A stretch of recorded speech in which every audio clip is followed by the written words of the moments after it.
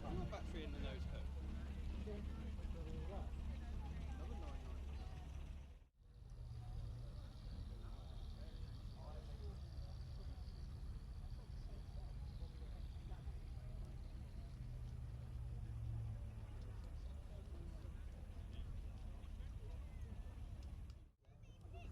Yes, there is. There's jump stalls all over there. Yeah. I see. Yeah.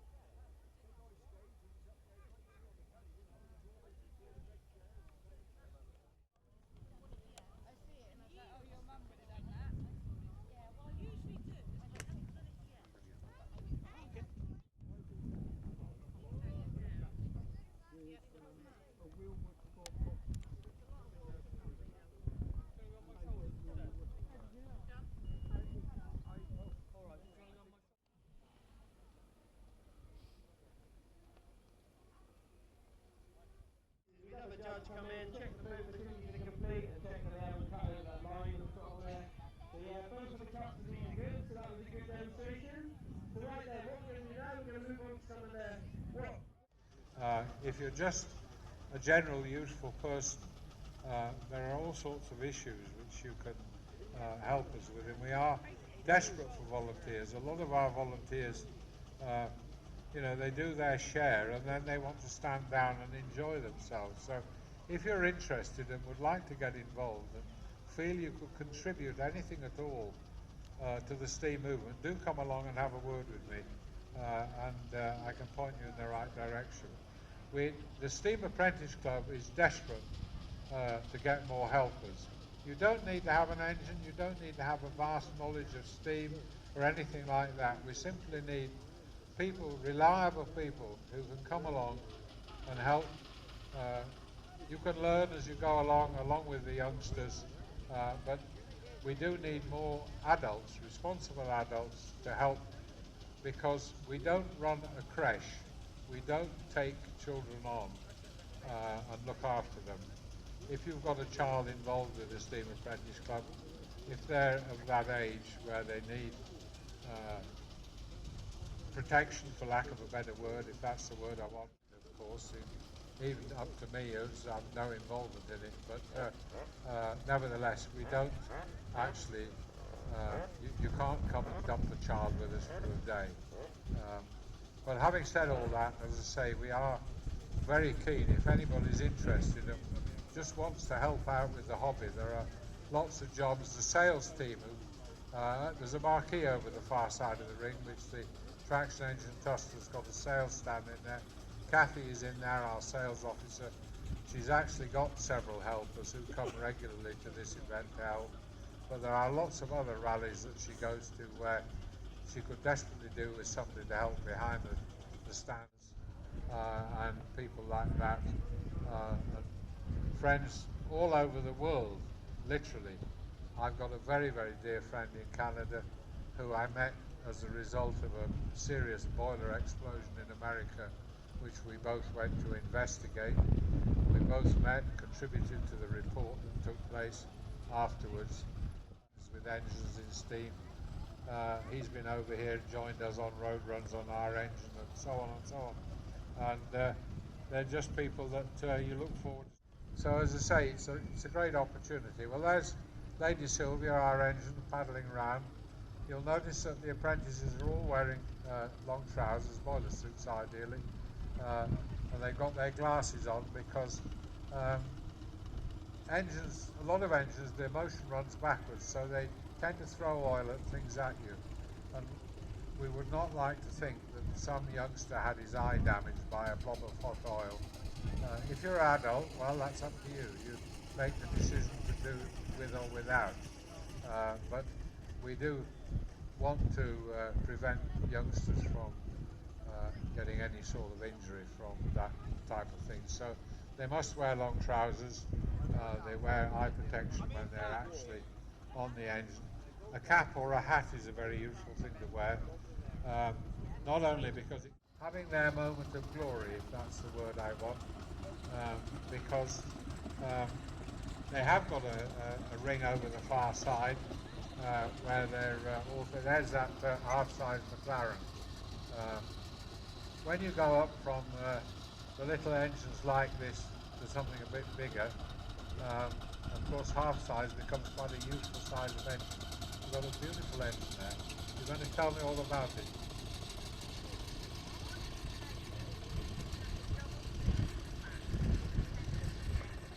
Oh yes.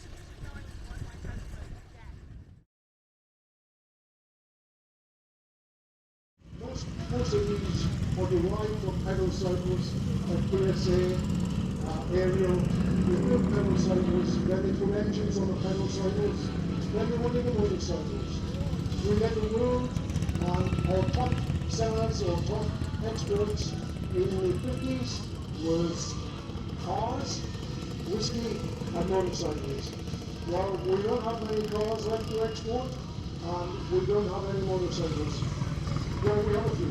I'll explain more later. But whiskey, we're not selling well. We do make a good job of whiskey.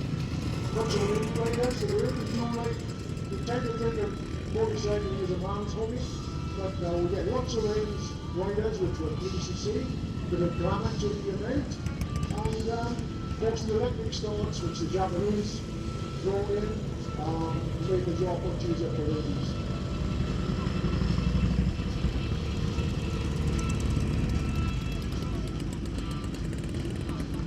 I hope the section leader is signaling 2 more laps or some nasty indications towards me. Most of our motorcycles conform with the black company protocol, probably just motorcycles in large numbers for the First World War, Second World War, and they did very well. The end of the 50s, 60s, Japanese came in and had a look at it and said, we can do that, and we improved on lots of things, as you will see. And unfortunately, our model died. We've still got 2 stars in the sky. We've got Triumphs motorcycles, which are in this country, all parts from all over the world. But there we are, one of them today, and Triumph and Royal Enfield. Royal Enfield were made in Redditch, the logo bigger than the gun, and we sold the rights to the Enfield to India, and India now sell them back to us. This is we've got some performance bikes in here, which are difficult to ride on this dry grass, and not to mention the dust. You also see the 3-wheeler which has just passed me. That was another one of BSA's. BSA's started with cycles, motorcycles, went into 3-wheelers, then went into 4-wheelers. Unfortunately, BSA stopped production in 1930 and it was into armaments.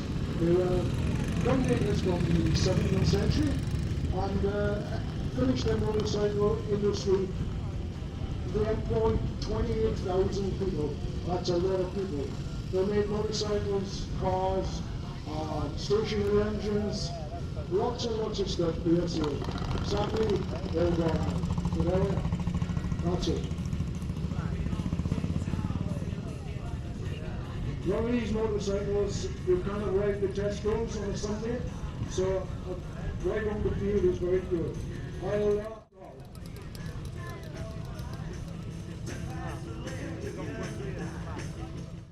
And this is carbide. There's what they call a generator on the back. Have a look when he parks up. The generator consists of 2 compartments. In the top, you put water. Which, you know, everything got painted green basically, with a cream panel on the tank. And then in later models, we went through a range of Ds, from D1 to D3, which then had a larger, slightly larger. The earlier D1s had a 125 engine. The later models then had a 150cc engine and also a D7. And then a 47, they started producing this. They finished them in the 50s. It was a complete breakaway from what we were normally used with. It had an overhead cam engine, which is everybody has them today. No push rods or anything like that. Overhead cam, 2 cylinders in line, and a shaft drive. It was made 2 models, S7, S8. One with the standard tyres on, which this one has, and the other one had balloon tyres. That was about the only difference. As I say, shaft drive, very, very suitable for sidecar work. Not an easy bike. When you put a sidecar onto a normal motorcycle, you've got to adjust the gearing. And this wasn't easily adjustable, the gearing on these. It involved a lot of work wheels, etc. So sidecars is really, really suited. Very, very popular. It lasted up in the 50s. A lot of people ride them solo, your engine, but for the sidecar, it does it well. It's another sidecar, another one, which is a front-wheel drive. It's the first front-wheel drive vehicle in this country, but Cycling were already manufactured under license, so that is a little bit debatable. Front-wheel 125 and smaller, 50cc, that sort of size, all the way up to sort of 250, which is what you could ride at the time in the 70s on airplanes. So, you know, you had a selection of bikes. Now, unfortunately, these bikes were the ones that sort of were in competition with some of the available British motorcycles that were around at that time. So, if we start off with the Yamaha, the AS1 here, in 1967, which is a similar age. Right. We've got a bit of a pick and mix here with 3 wheels. This is quite modern. This is a trike. This was made especially as a trike with a BMW engine, a nice smooth. Back in 1500, they'd come back out in the 1990s. Kawasaki could see a big. It's what you want. The guy on the pillion seat must have been there a long time, has he? Do have a look when it parks up. Some lovely graphics on it. As I say, once you buy one of these, it's the size of a car. Bigger garage, etc. But motorcyclists, I like all kinds of motorcyclists, and I like some of this stuff.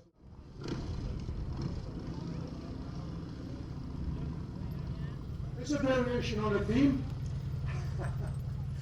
As you can see, lacquer people. They lacquered for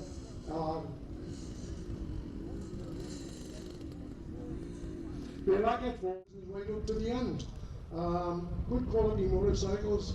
I think they finished in 1940, and they sold the business to EMI, the record people. I mean, Honda.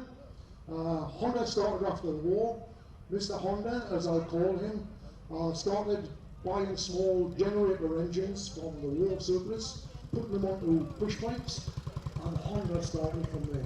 They're perhaps the biggest manufacturer. In fact, they're not out here, but have a look at the motorcycle section. You will see 2 dog trucks going. They really struggle. We put money into it, and we sell today all over the world. Very, very popular in Australia and America. Well sold by Triumph.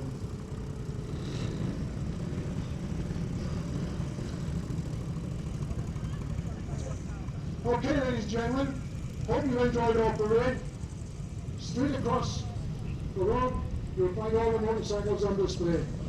Do have a word with the owners, have a look at them, they'll be interested with you. Thanks for listening, and thanks for John Bench for putting up with this, and thanks for the show organisers. Without the bikes, there's no show. Without the show, what will we do this weekend? We do appreciate it. Thanks for watching.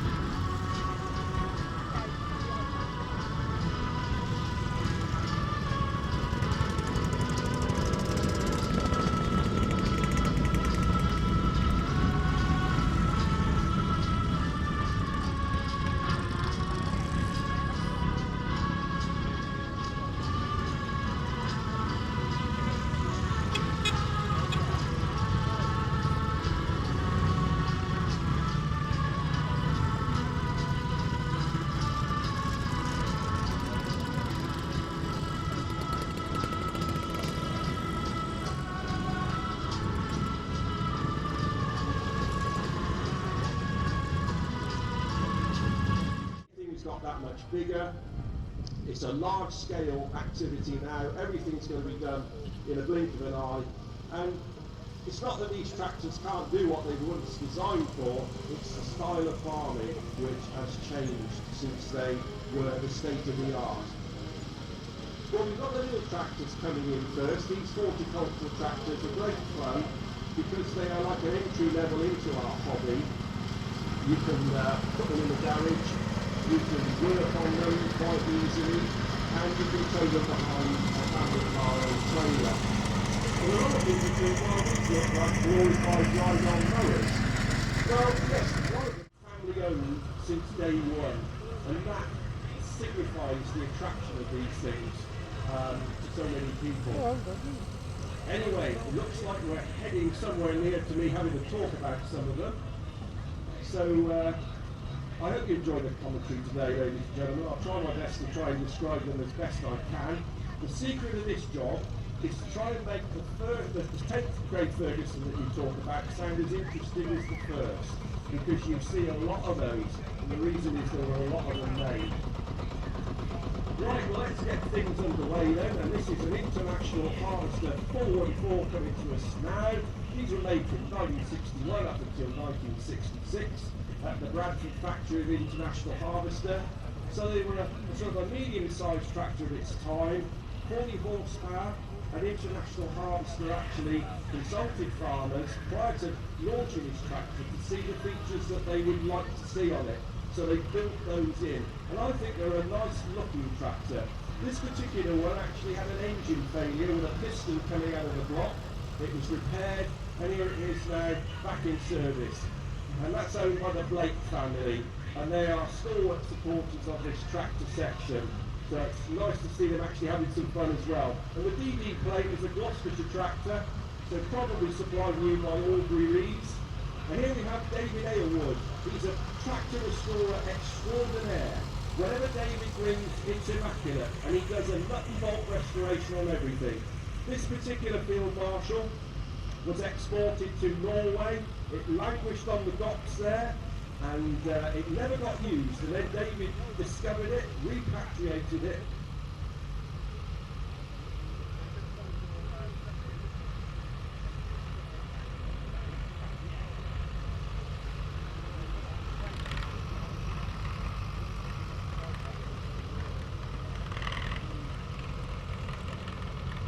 Made ones, an American tractor company, but they had an assembly point just after the war, and then a manufacturing place in Essendine in Lincolnshire.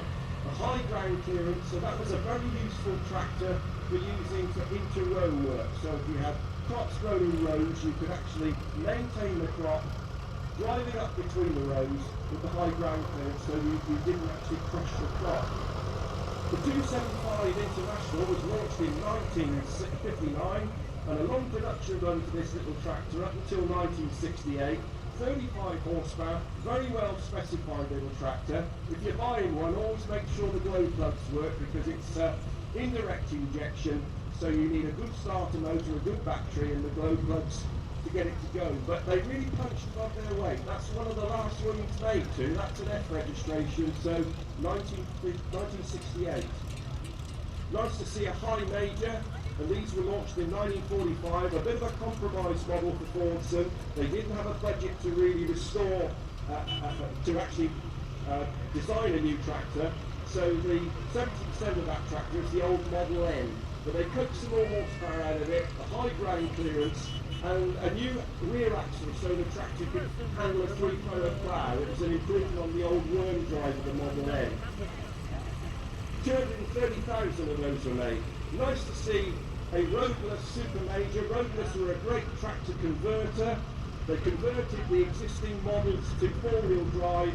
They used a transfer box out of the existing gearbox, and that gave the tractor extra grip. So roadless like County and Muir Hill were great tractor converters. Nice to see a McCormick Deering Model H. This is the mid-range model of the Farmall brand. The high ground clearance, the adjustable axles, and a very popular tractor for row crop work. And that one was made, I would think, in America. Lovely, lovely restored model, and nice to see the ladies on board. A reminder of the sterling work done by the Women's Land Army. Well, you see a lot of these tractors at shows, and the reason is that a lot of them made. Nice to see the lighting kit, which was an optional extra. This is a TBO version of the Great Fergie, launched in 1948, and with a standard Vanguard engine. 517,000 of those were made in 10 years at the Banner Lane factory. And a tractor which was inspired by the Ferguson, the 154 Leyland is the stage 3 version of the DMC mini tractor, and that's a highways version. So a reminder, not only tractors are used for farming, but also for municipal work, highways work, industrial usage as well. This is the model before the last one we saw. So these were launched in 1969 as the Leyland, and it was basically a rebadged and recoloured 425, so 25 horsepower, and the idea was to have a mini tractor alongside the mini car. Supplied new by Burgesses, who were the main Leyland dealership in Gloucestershire, up in Bolton-on-the-Water and indeed in Gloucester. The Ford 6600, that was launched in 1975 as the replacement for the Ford 5000, 78 horsepower, supplied new by TH White, who are still selling New Holland tractors, and that's fitted with a quiet cab, so that had soundproofing and rubberised mountings to cut down on vibration, and that was a mandatory safety requirement by the late 1970s. The Ford 4000 was always the top seller of the new range of tractors which were launched in 1964. This is the Stage 2 version with the uprated 62 horsepower engine and fitted with a basic cab, so no soundproofing on that one. It just basically kept you dry, but it did amplify the engine noise. The Ferguson tractor was improved in the mid-1950s with the 35 model. The original ones were grey and gold, but by 1957 the new colour scheme came in, and the red and the grey colours, which you'll still see on Massey Ferguson tractors, is there to be seen. And that's a TVO model, so that's tractor vaporising oil, as opposed to the diesels, which were very popular at the time. And the 6610 replaced the 6600, and by this time four-wheel drive was becoming more and more popular, and Ford actually started making their own four-wheel drive tractors, so that sent the death knell to companies like County and Roadless, who were dependent on those sales to keep going. The 3000 was the replacement for the Super Dexter. This is a 1966 model, so very handy little tractor for a medium-sized farm, about 46 horsepower, and that's the original styling, the pre-force models with the dented bonnet, and that was changed in 1968 when the Ford Force range came out. Nice to see an illustration of the strength of the Fordson rear axle and gearbox, that you can put a great big six-cylinder engine on here, and it will four-cylinder engine. I'll get your tractor right one day. He's always a trouble, this chap, and it'll absorb all that extra power. And many tractor pullers use a Fordson Major as the base unit. Now, a tractor which was really ahead of its time was this high-performance, high-speed Trantor, the brainchild of Stuart Taylor and Graham Edwards. If that tractor had the investment and the support that it really deserved, we could have seen that being a world breaker, a groundbreaker and a world beater. The original ones were powered by Perkins engines, and the idea was to have a high-speed tractor that could still be used in the fields. So of course, we've got that now, haven't we? The Massey Ferguson 35X was the all-singing, all-dancing version of the 35 with differential lock, the uprated Perkins engine, and really the ultimate version really of the Ferguson tractor, I would say. Nice to see. Hasn't she lasted well, this Landana girl? But very well preserved. I don't know how she does it, but anyway, nice to see an Alice Chalmers ED40. These were made in the late 1950s through the 60s at Essendine in Lincolnshire, using the old standard engine, mid-mounted towing attachment, and also a very nicely preserved tip cart. What a nice exhibit that is. And Mr. Underwood, a stalwart of the events around here, on his immaculate Alice Chalmers B. This is one of the original ones, so this would have been a Lease Lend tractor which came over on a Liberty ship, and nice to see the Quail family Petabar mower as well. And then the 135, that was launched in 1964, and some would say it was the finest tractor ever made by Massey Ferguson, a long production run right the way up until 1980, and about 250,000 of these were made, and that's a cabbage planter on the back. So another nice little bit of equipment using the 3-point linkage pioneered by Harry Ferguson. The Fordson E1A Major was launched in 1952 as the replacement for the E27N, and the great thing about this tractor is it had a reliable, economical, robust diesel engine that would always start. and that's a Gloucestershire tractor, so it's probably supplied new by Victory Motors. The 275, again, the real pocket battleship little tractor, made at the Jowett Car Factory, Bradford, in the village of Idle, and International saved Jowett by making them there for a good number of years. Yeah.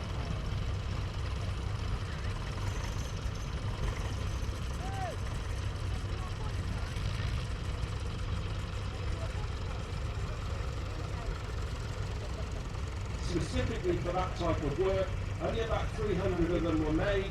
They're a cut-down version, a lower ground clearance, and nice to see this one completely original with the side engine covers as well. And they were made by Stormont Engineering in Kent. And you, sir, have won a prize, so could you just pull over here and shut your engine off, and we'll be giving you your award a little bit later on. Thank you very much. The later version of the Ford 3000, these were launched in 1968 in this style, and with these you had a 46 horsepower diesel engine, only a 3-cylinder, so it just shows you how diesel engine technology had moved on, with the original 4-cylinder Fordson Major having 38 horsepower from 4 cylinders, and that actually had almost another 10 horsepower. The 4000, and this was the Mark III Major with the uprated 52 horsepower engine, a strengthened gearbox, and the hand throttle and the instruments around the steering wheel. And nice to see John King here, our friend Jock, flying the flag for the Gloucestershire tractor enthusiasts with his converted Fordson Major, and again an illustration of the strength of that rear axle and the gearbox that will absorb all that extra power. Ford never ever made its own 6-cylinder tractor, and that of the Fordson Major type. Nice to see the ladies on board, a reminder of the sterling work done by many a farmer's wife, especially this time of the year on a tractor. That's the baby of the range, the 2000, a basic tractor, about 37 horsepower, 6-speed gearbox and drum brakes as well. The great thing about these tractors is they're so very, very reliable and very well built. But if you buy one, always beware of the amount of oil that they take, because that rear axle holds 9 gallons. So if you drain a Fordson Major, make sure you've got enough capacity to absorb all that oil. Nice to see a McCormick standard B450. This is one of them made at Doncaster. A long production run for this tractor, about 50 horsepower, and a good slogging tractor for heavy ploughing and cultivation work. And again, another local machine, probably supplied new by Aubrey Rees. The 414, as I said before, was 40 horsepower, and it was an improved version of the B275. And the thing to point out too about this tractor is it had permanently live hydraulics, so it had a separate fluid reservoir and a continuously running pump. Nice to see Paul Johnson here on a real rare tractor. This is actually a petrol version of the 135. You don't see too many of these, and it's lovely to see the milking equipment.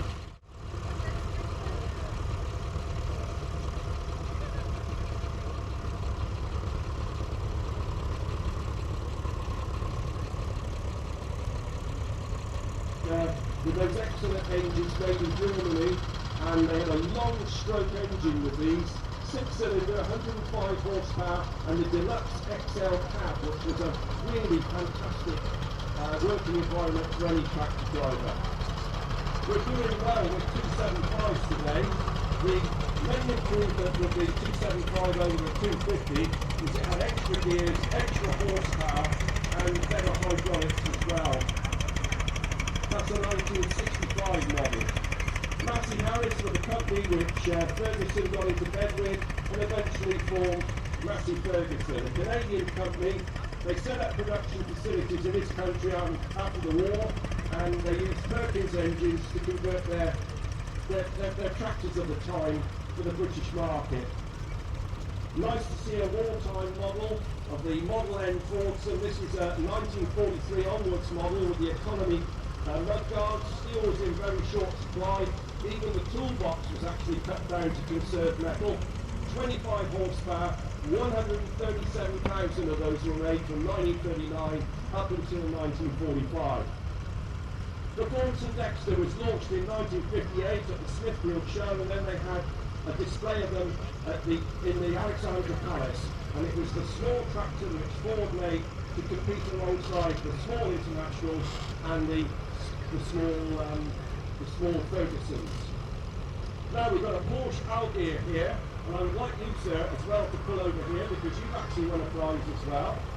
So Porsche, yes, they made tractors as well as cars. Well, if Ferrari can, if Lamborghini can, and they turned to the German manufacturer of Algier to produce their tractors with air-cooled engines.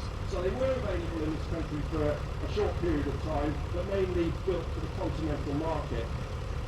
Nice to see one of the 1980s, 1990s tractors coming into the ring now. These are getting up to almost 40 years old. This is a 3095 Massey Ferguson. They're made now in Beauvais in France. They don't make them in the Bannalane Coventry, which is very, very sad. But the equal size four-wheel drive, which what County really pioneered. They were a great tractor converting company down in Hampshire, and they were a successful company right the way up into the early 1980s. This is a rare model because it's a power major version of that tractor.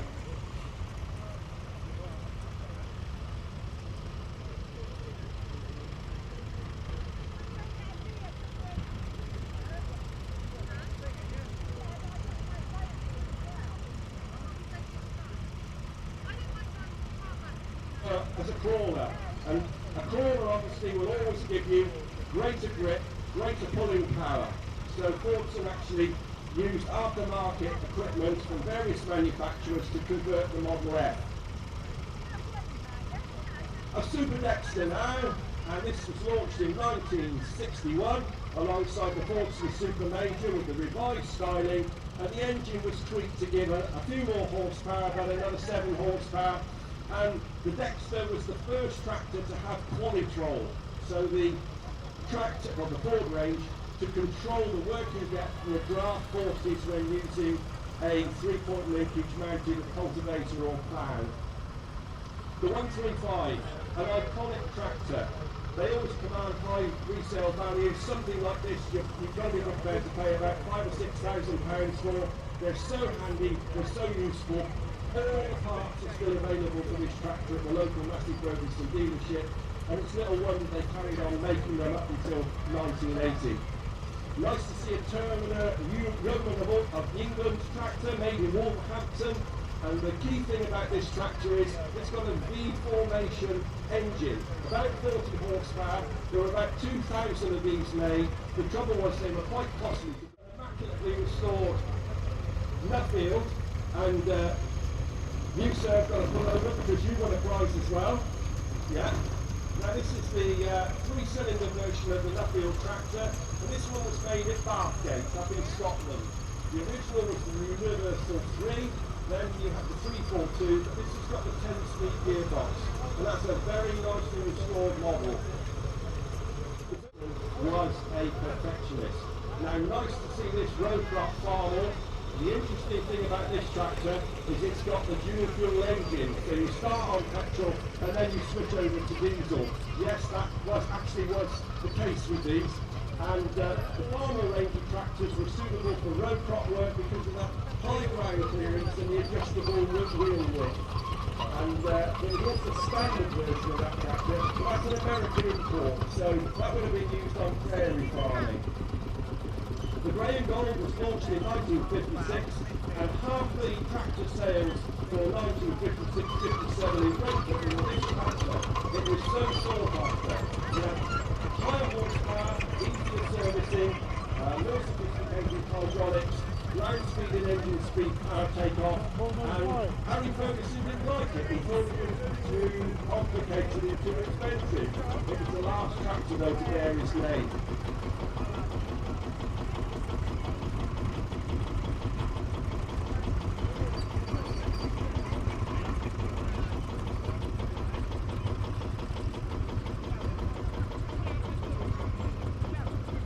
Again, no sound deadening material, but it did give some sort of crash protection and a sort of insulation from the weather. And another one of the little internationals made in Bradford, the 444, quite a rare little model actually, you don't see too many of these, very nicely preserved. And the factory actually closed in about 1982. They were still making skip units for Manitou in France at the time. And that was quite a successful venture really, that factory, from the mid-1960s right the way up until the early 1980s. The 44100 was a bit of a hybrid. It had the 3000 engine and the 4000 rear axle as well. So it's quite a hybrid tractor. It's the one between really the 3000 and the 4000. That's a 1978 model with the crew cab. The Dexter, well, no one's really got to the bottom of why they were called Dexter. Some would say it's because they were dexterous. Some would say because they are named after a small pony or a breed of cattle in American language. But anyway, it was 22,000 sold in the first year. Yes, sir. 20 minutes, right, okay.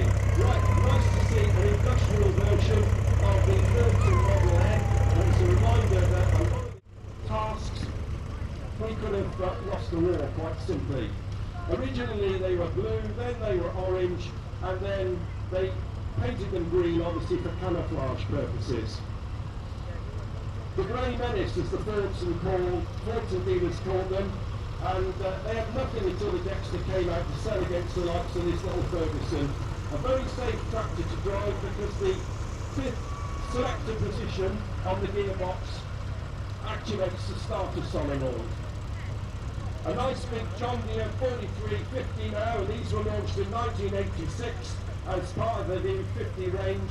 This actually is the baby of the range of the high horsepower tractors made in America. That's 140 horsepower with the SG2 cab.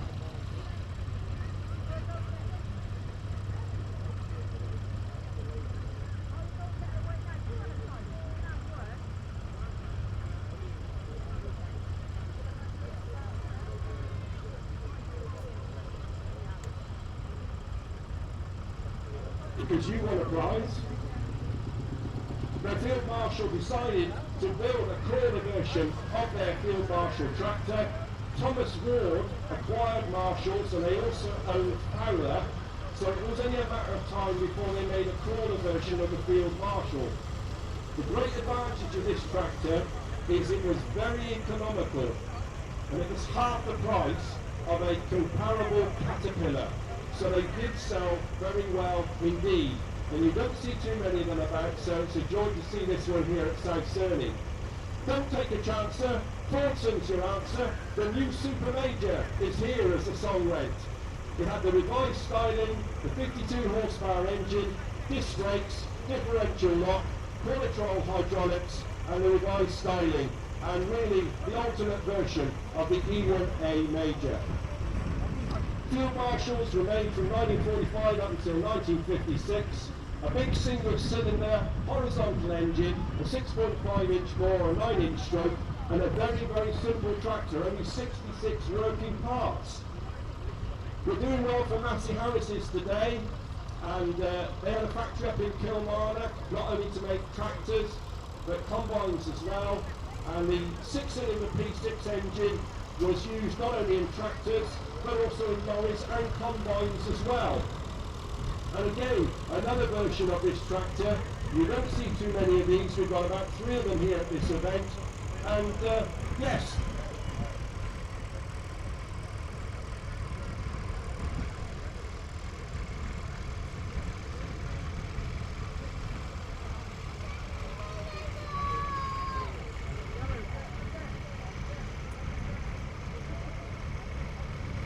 into early internationals.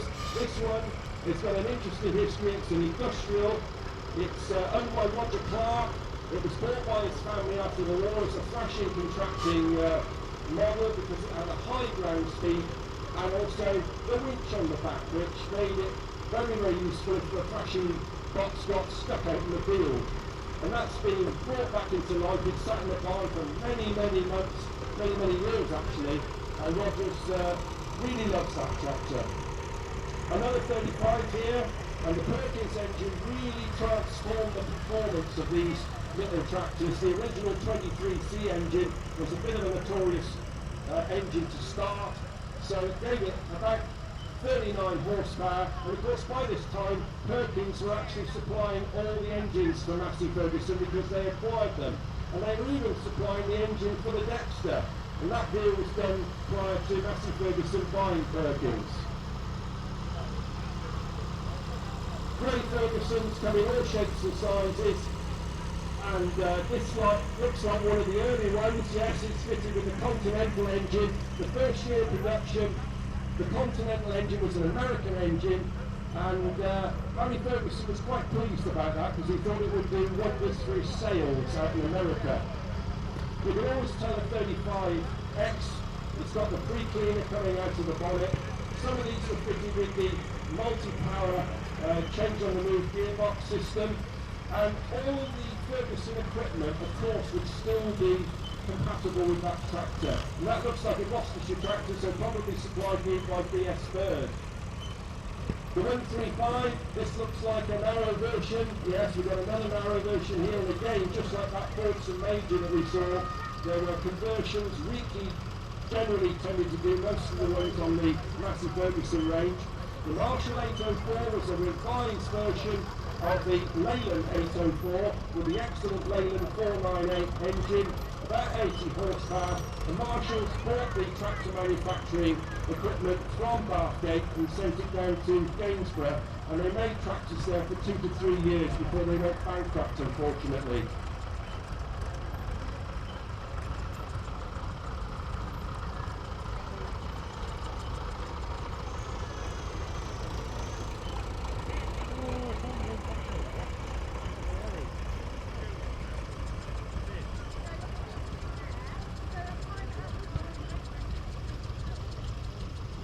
Earlier Fergusons, just with that much more power and much more sophistication. Very, very handy machines. We've got a good smattering of Leylands here for this show, which is always a pleasure. Leyland were making all the skid units for the JCB company because Fordson couldn't keep up with the demand they had for their tractors. So that was actually a good thing for Leyland. It kept them busy. This is a 3-cylinder engine, and I'm told that this tractor has done 20,000 hours of work, and it's been rescued because it was on a yard scraper. And apart from the head coming off and some new valves, it's still the original engine. That says a lot for Perkins, because that was the engine in there.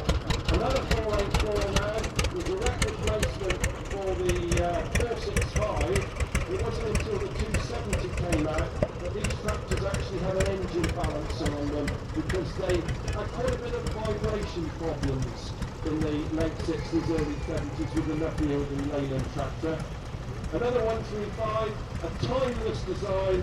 All of the parts for this tractor are completely available at any Massey Ferguson dealership, and it's a tractor that you can just keep going on and on and on forever and ever. A timeless design. The next stage up really was the 165, and this was the direct replacement for the 65 tractor.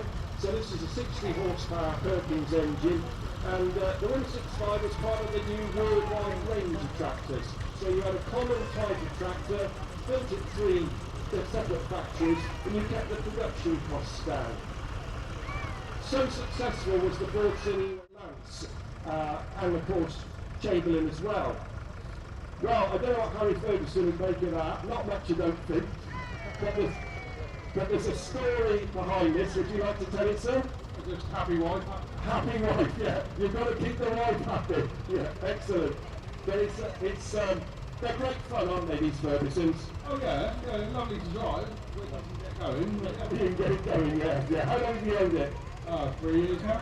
Yeah, my wife's over there. Excellent. Yeah, well, you've stolen their tractor. Very colour coordinated. Thanks for ringing it. Cheers. Another Ford 2000, as I say, the basic tractor, the direct replacement for the Fordson Dexter, really. Another E1A Major. With the E1A Major up to the Super Major, the trouble was they just had a basic hydraulic lift. So it was a lift and drop system, so you have to use depth wheels still with cultivators and ploughs. Another field marshal, lovely to see them in their original clothes, their working clothes. Every bit of rust, every dent tells a story with these tractors. They are an iconic design. They're one of the great sights and sounds of post-war farming. Very economical tractor, based upon obviously the European idea with the single cylinder.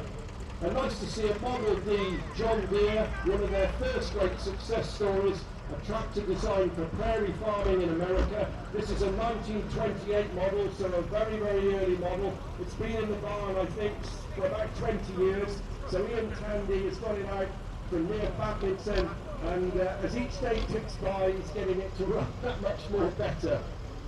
The 1060 Nuffield was the high horsepower tractor of its time, and that's actually had a 6-cylinder conversion, just like the 40 majors that we've seen here today.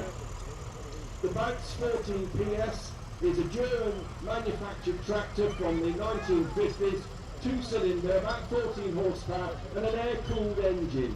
And occasionally you see some of these at shows and rallies, but they were mainly aimed at the continental market. And note the 3-point, well, the mechanical lift. It's not a 3-point lift, which is it.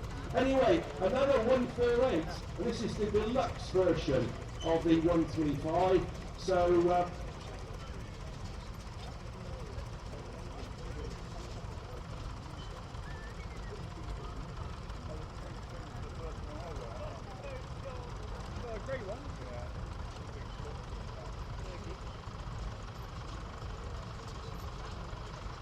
in Mannheim in Germany, and then set up making their multi-cylinder engines, and that's a 1966 model aimed at the European market, and that's got 3 power takeoff shafts, that tractor, so that's quite interesting.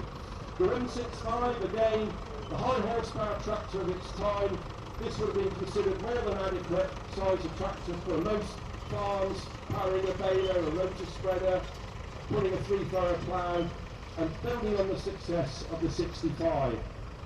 The Power Major was launched in 1958 as the Mark III model for Fordson, with the uprated engine, an uprated gearbox, still no hydraulic depth control on the hydraulics, but still a very capable tractor. Made for 2 years, about 280 a day were being made of those at the peak of production. And then the 990. One of the most popular models ever built by David Brown. We had the red models prior to this. This was the revised version with the new colour scheme and the Select-O-Matic hydraulics. Launched in 1966, the tractor was the high horsepower version at the time, and then until the 1200 came out in 1967. The Select-O-Matic gives you a 3-way switch for draft, position and height control. And that system carried on right the way through the David Brown tractors made at Melton Mills, right the way up into the closure in 1988. And this is the mid-model range tractor, the 880 with 46 horsepower, the excellent 3-cylinder engine made by David Brown. We've got some Unimogs here today for this weekend. These were the brainchild of a lot of farmers, industrialists and forestry people to have a universal sort of type of vehicle with many applications.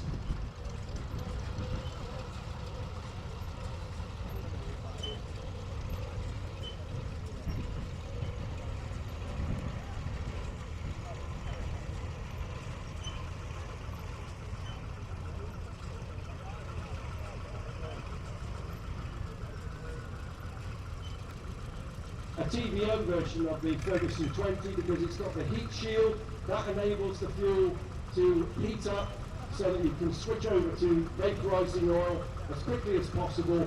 The engine on diesel engines and kerosene engines has to be warmed for the fuel to be burnt off really well. And nice to see a 990 in its original working clothes.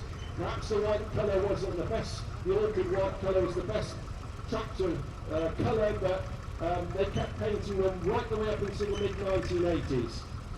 And the system of Ferguson equipment was comprehensive, and here we have a diesel version launched in 1951, and you always tell a diesel Ferguson with the battery outside and the high up on it, and also the post hole auger, which you could use to dig post holes, that would save a lot of backbreaking work, mounted on the 3-point linkage and powered by the power takeoff shaft.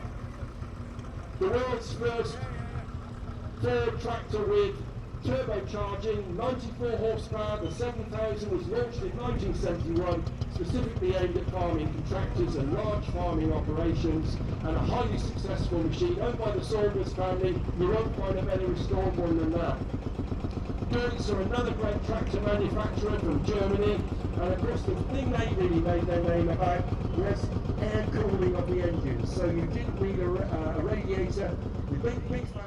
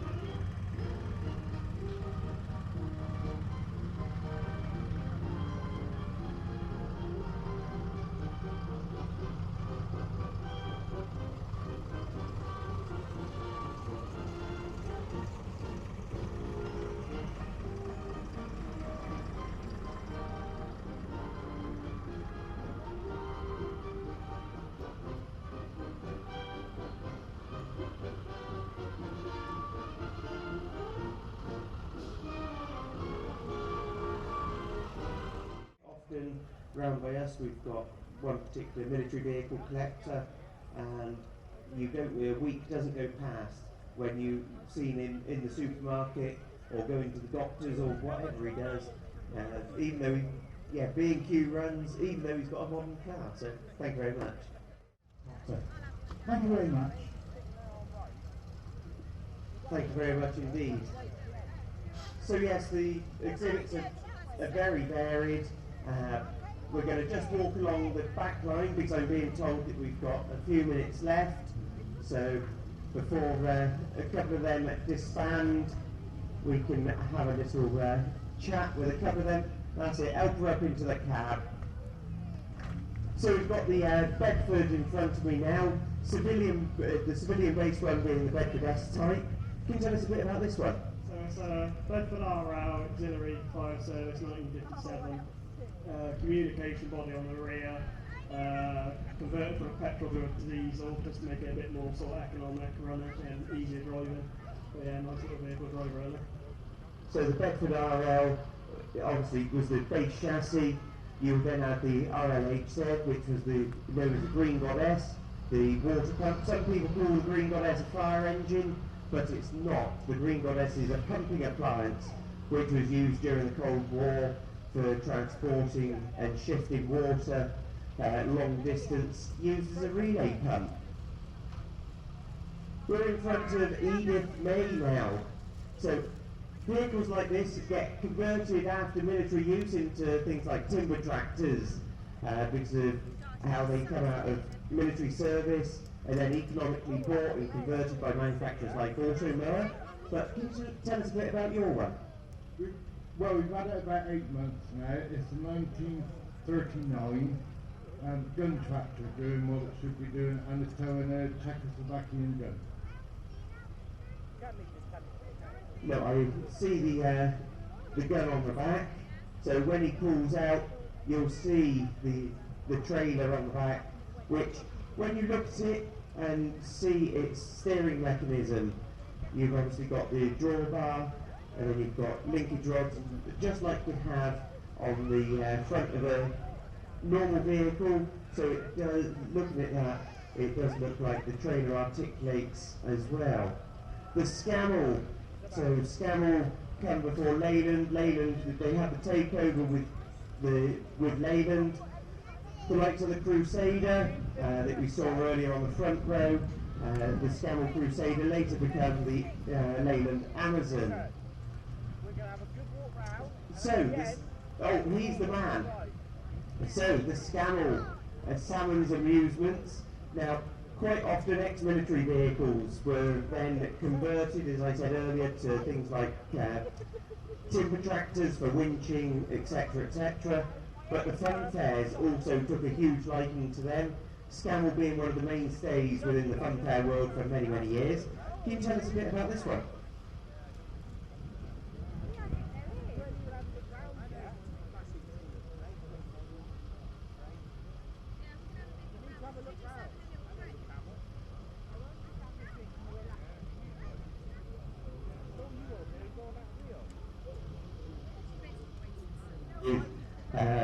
Any vehicle on the rally field, you can put them back to how they were originally, but on the same basis, everything is part of its history. So it's obviously gone through the transition over the years from being a military vehicle, then being retired from military service, put into civilian service, and then lastly being used by a fun fair. When it moved into the fun fair world, it wouldn't have been unusual to see a vehicle like that Scammell pulling 2 or 3 trailers up and down the country with fun fair rides on, living accommodation, so whether it's the ride or the 30-40 foot living wagons with a pay box behind, generating sets on the vehicles themselves, so very, very versatile vehicles indeed.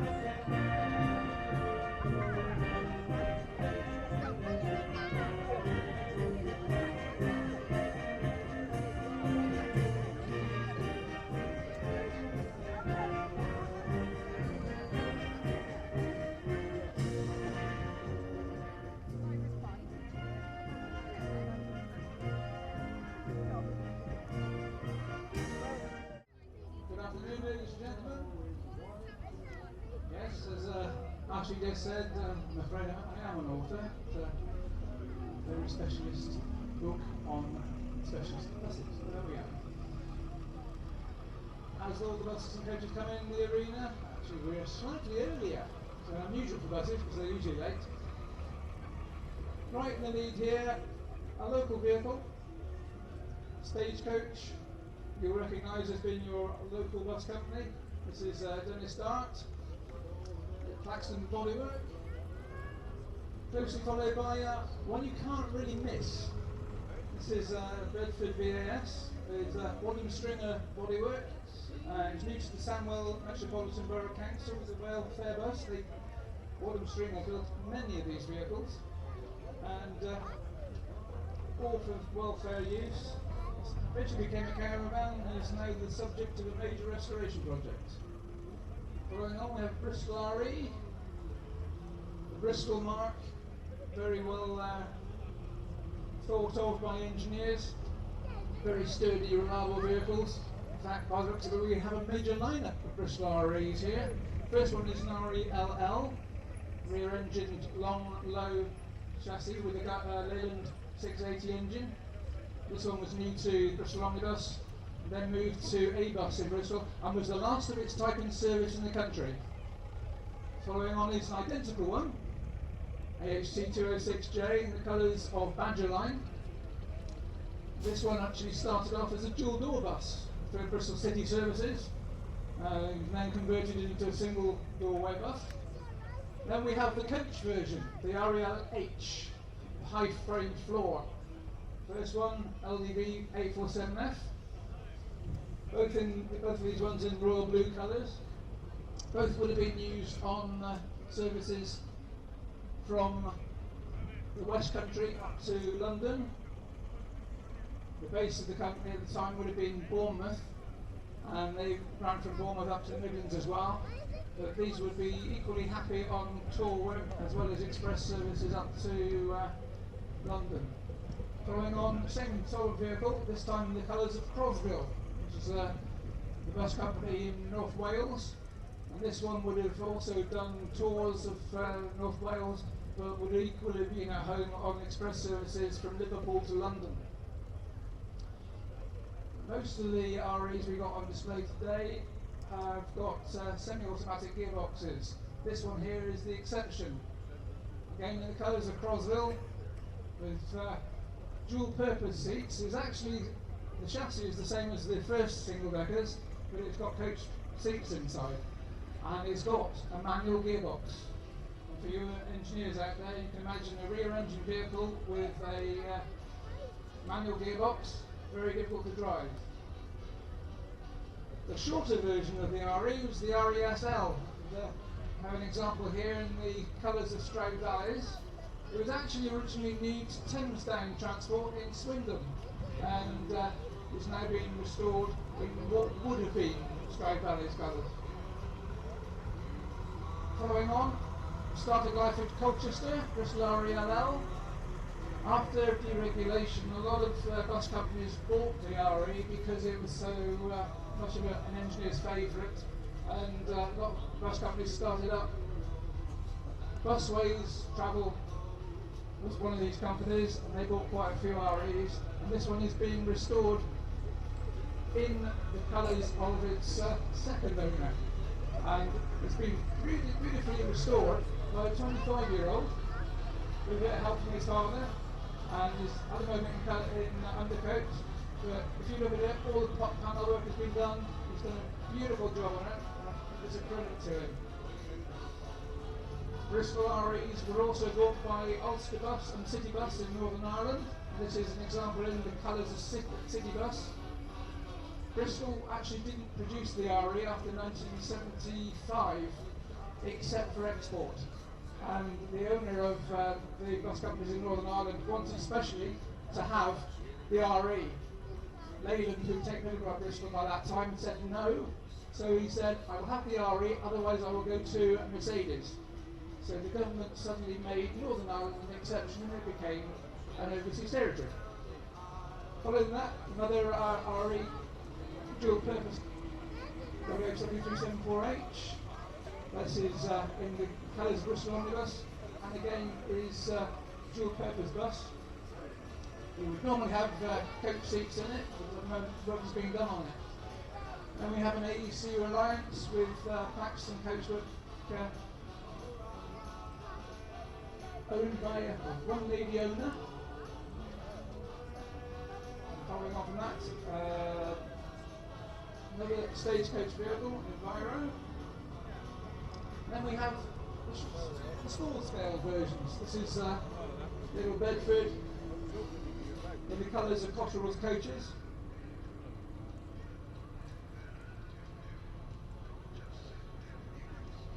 It would have originally been with Charlie Rippers in London as a very respected coach operator, and they had 4 of these originally.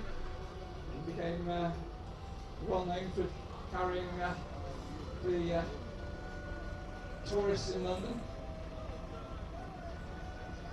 And then behind that we have the Western National Bristol MW EDB 505D. It's actually come from the museum in Barry, and in the colours of royal blue, followed by 2 coaches of our sponsor this year, KB Coaches of Eastonton, very respected company. This is their huge double-decker, and the smallest vehicle.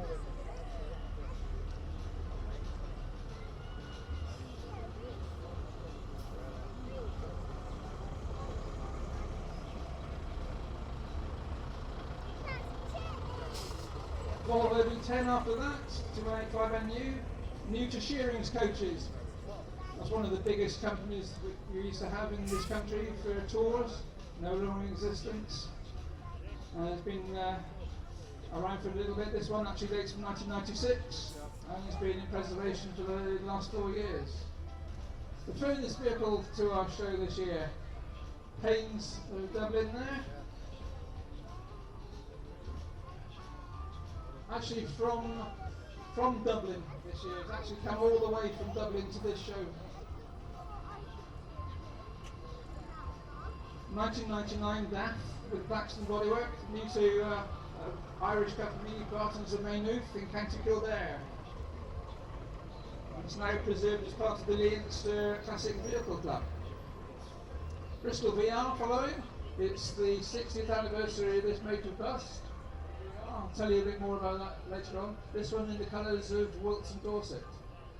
And following on from that, WDA 1T, Leyland Titan.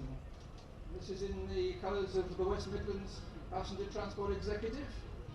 And this one was actually a motor show exhibit to 1978 motor show. And eventually sold to London Transport, who used it as a demonstrator. Then the iconic Routemaster. This one, all Routmasters when you worked in London. This is no exception. It was, this one actually has got a Leyland, had a Leyland 600 engine. It's unusual, most of them were AECs, but was one that got replaced by a Scania unit in around about 2000. Provided service to the citizens of London until 2003. Then we have another Bristol VR in the colours of PMT, Potteries Motor Transport. This is an unusual one, and it's a low height one. Then we have 56 GUO, yet another royal blue coach. This is a Bristol MW.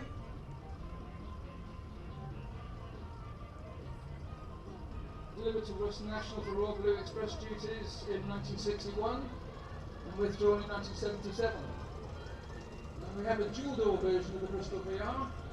As I said, it's the 60th anniversary of the type, first introduced in 1966.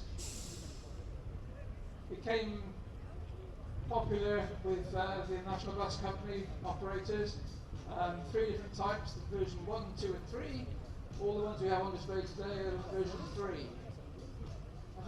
One of the oldest vehicles we've got on display today, EVC 244, dating from 1940. It's a Daimler Colt 5. This was new to Coventry Corporation Transport They sold it in 1949 to Darby Corporation, and now preserved in the original Coventry Corporation Transport.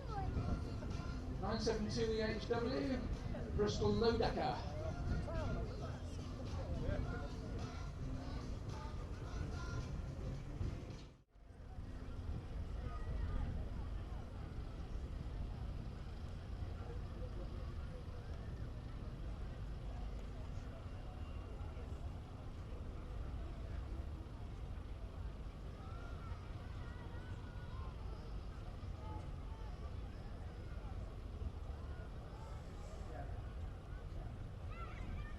So the bus is now leading off back to the bus and coach section.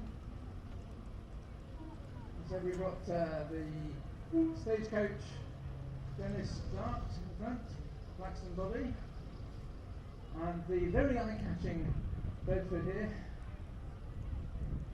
welfare bus. A lot of local authorities have vehicles like this, so it's nice to see the one's actually been restored, even though it's going to be more or less a camper van, but it's still with us. That's the important thing.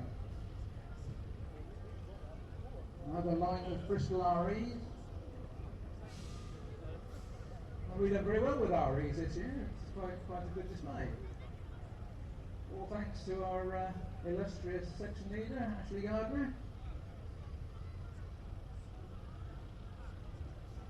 I didn't know you were still here. I'm just watching the drivers of some of these vehicles, and a lot of them are actually not the drivers who own the vehicles. So it's quite interesting to see who's driving what. People are chopping and changing. And here we got one who is being driven by its owner. Makes a change.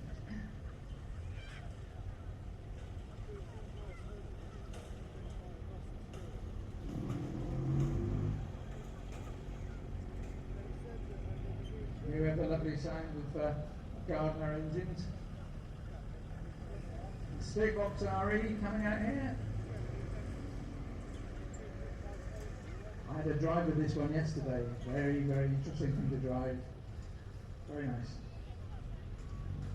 And the former Swindon Corporation, Thames Transport RESL, the shorter version here, in the colours of Stroud Valleys. And then the longer version here, the RELL.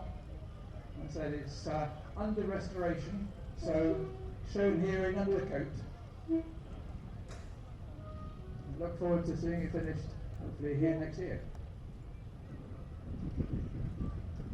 The driver of the city bus RE going out now passed his test 2 weeks ago, so hopefully he'll manage to get to the exit. No problem at all. Right. Bloody warm in them things. And the driver of the bus following has been driving buses quite a few years. Bless him.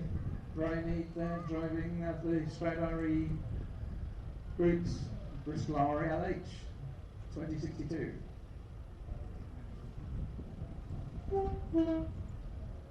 Avis Tomkinson there with the AEC Reliance, dedicated to her late husband.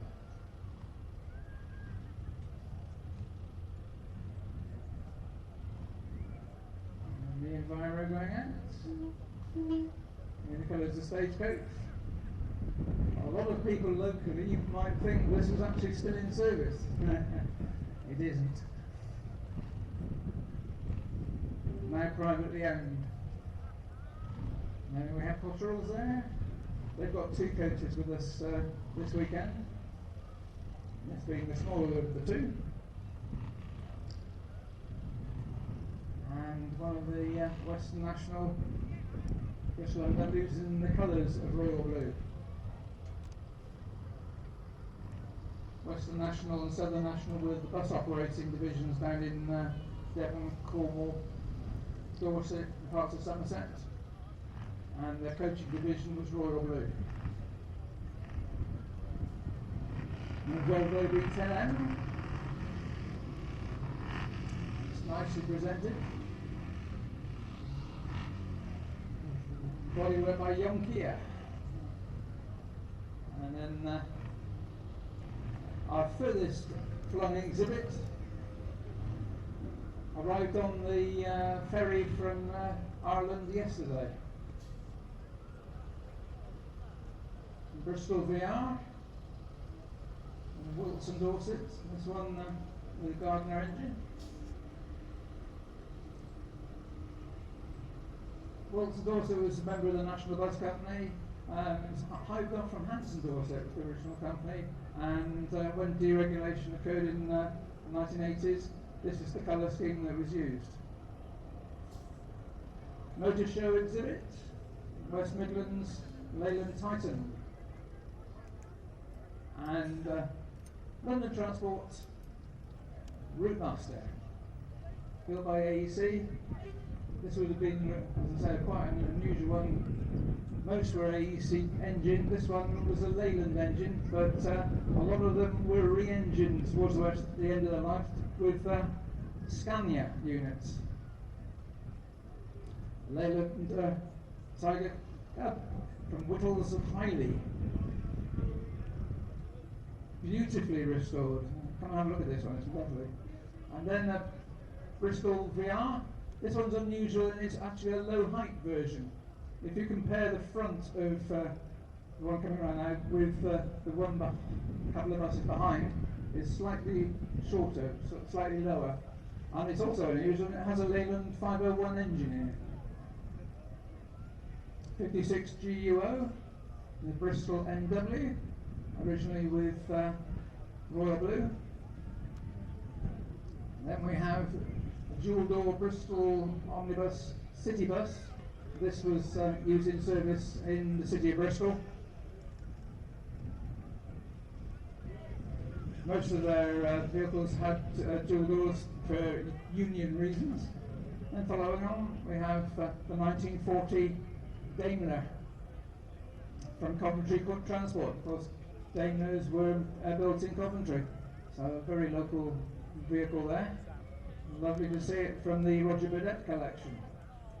And these two following on from the Mike Walker collection, the Bristol Omnibus Vehicle collection. The vehicle is a Bristol low-decker, and the following one is a Bristol K6A. So the low-decker 1959, the K6A from 1946. And it quite happily trundles along at around about 36 miles an hour. I know from experience. I've driven it from Swindon to Weston-super-Mare. Very slowly. And the last two on the main display here, KGM 433 and LTA 750. Two examples of the Bedford OB. We pride ourselves here at the show that we always have OBs in the display, but they are becoming more rare to see in private ownership. A lot of them are being bought by coach companies for promotional work, for wedding hire, that sort of thing. So to see them on display is lovely. These two have come all the way from Blackpool for the weekend. So we're very, very grateful to...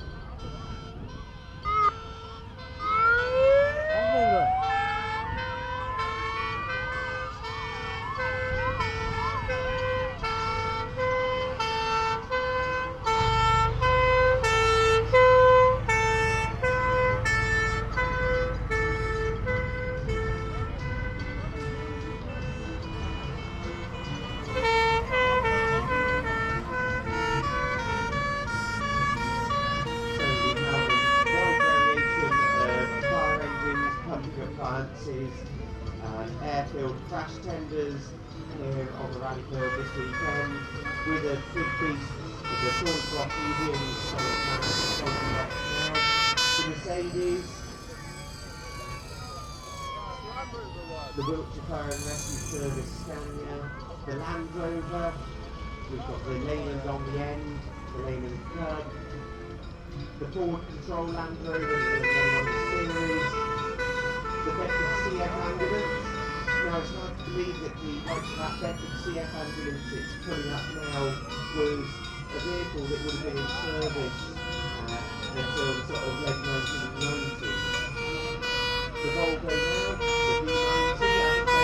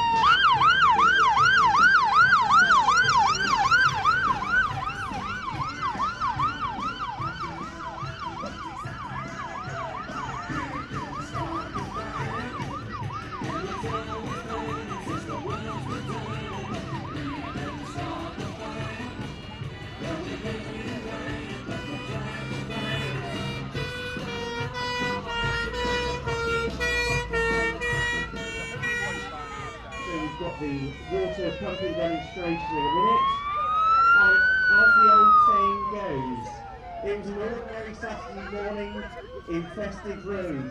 Boys were happily playing in the street, pretending to be firemen.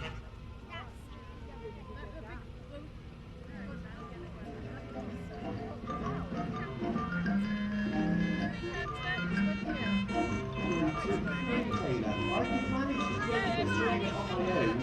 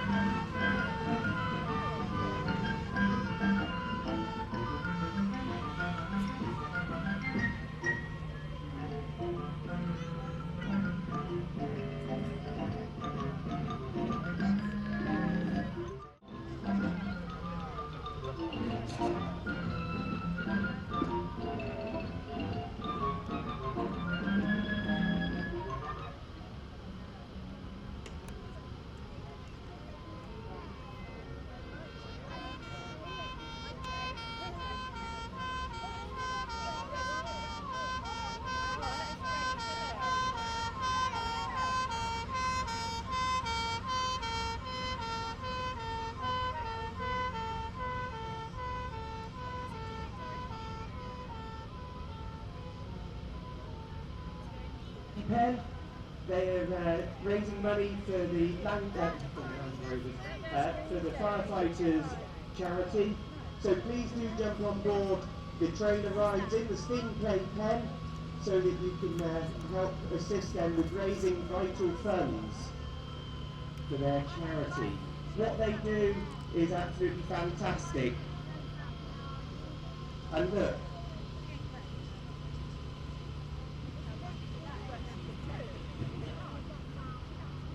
Yeah, you see.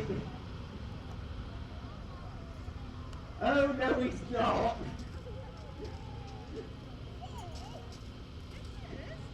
It would certainly get a face score at that. Yeah, at that point. Almost feel quite safe in front of the commentary box actually, because we've got the esteemed commentators sat waiting. We've got both Tom, Gilvia, and the absolute UK renowned Jim Wilkie coming to do the horticultural machinery and the auto trucks, I believe. which is coming out after the emergency service vehicles come out of the arena. Hear the roar from the Thornycroft Nubian Major as it thunders past the commentary box.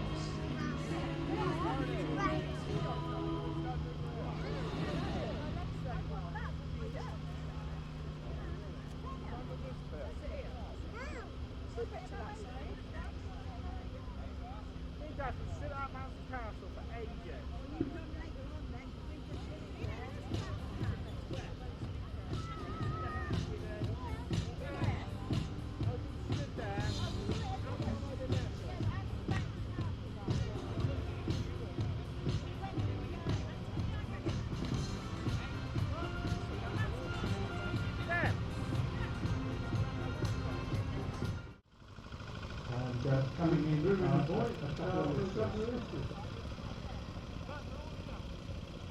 the autumn truck was a curious beast because the autumn mower company that first developed it, and what they got was an engine, transmission and everything on the front, and it's all mounted in front of a turntable. Now the thing is, by mounting it on a turntable, they can build them at different widths, different lengths, different heights, for loading. And when you bought a truck, you specified it for your particular job.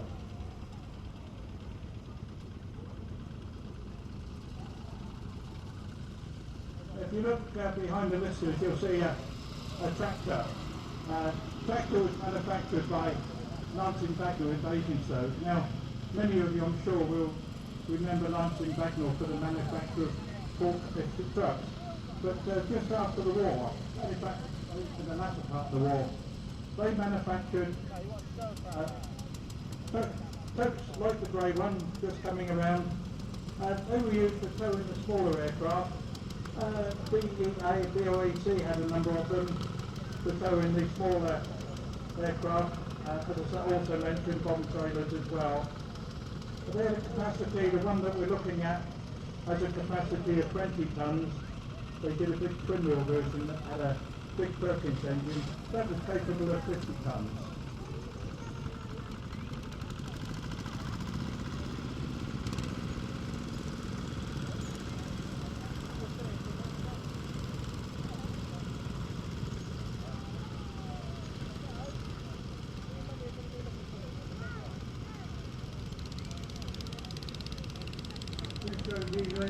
There is an interesting one for towing canal barges. Built rather more solid than some of the others. Glass on the outside, the SVTEC 5, run by a 7-power unit. Behind there, the and the small thing. The thing is, you're in a small tractor, you can put whatever you want on there. This is a movable one. Again, the bar for that one was just quarter of the conservation house. This is an interesting one. We've got stabilisers on the front as well. Now, another fire engine. We saw our fire engine earlier on. They were big and that is small, but on the other hand, they can get right to the fire. And more importantly, they can get to the fire early. So they can put it out when there was a small fire, rather than waiting until it was a big fire and then having it. British Jones Only, this is the same firm that built the original engine for the first Jurier train, the 9 horsepower machine. Now coming into the arena now is the big yellow and orange beast.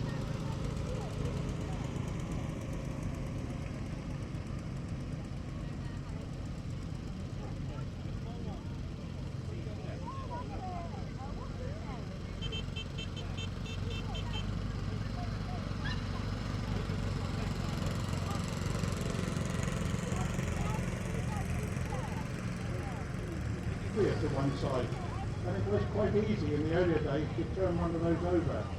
We had a gentleman visit us on the stand the other day that said my dad had one of those and he tipped it over. He turned sharp right and over she went. So the boy called his father a silly old so-and-so. He got on it, the son got on it, and he tipped it over. but the later versions had a 1 ton weight of concrete in a big box to even up the weight of the engine and to make it more stable. The one that we're looking at in the arena, that's come over from Southern Ireland, John Mullane, all the way over after an extensive rebuild. In fact, the chassis below the waistline didn't exist. It's been completely rebuilt. We're working on Optimum number 2 now, which is a low loader version. And all being well, we'll see that in maybe a couple of years' time. This is a rather intriguing one, this Parson, the National Roller Truck. It acts as a dumper, and then they can put the load in there, take the wheels off, and it acts as a pavement roller as well. And if they get stuck in soft ground, the roller touches the ground and helps spread the load and keeps it moving.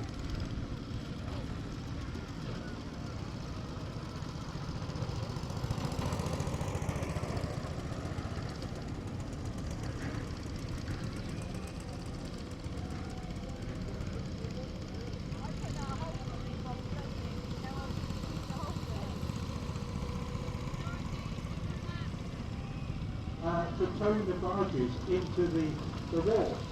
And they were so successful that the Grand Union Canal approached a company called Wickham over in Hertfordshire and asked them to manufacture a diesel version. And in the middle of the arena, in all the dust, we should be able to see a Wickham version of the truck. But they were used, yes, when the horses pulled the barges into the wall, the trucks will take over. So, although we say light industrial truck, we have included construction equipment and small horticultural equipment. So there's all manner of equipment. And if you find it around now, blue vehicle is a little mini car. One of the smallest micro cars. Take that on the road, I think it'll be an absolute conspicuous bravery these days because the big quite efficient on the road. Then they're 49cc engine in there.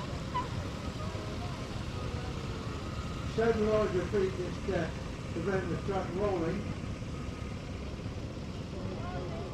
Again, the average jumpers, they were very useful for manoeuvring loads about. And we've got the bigger loader over there. Now that's quite small, but it can get into places the bigger one can't, and digging well.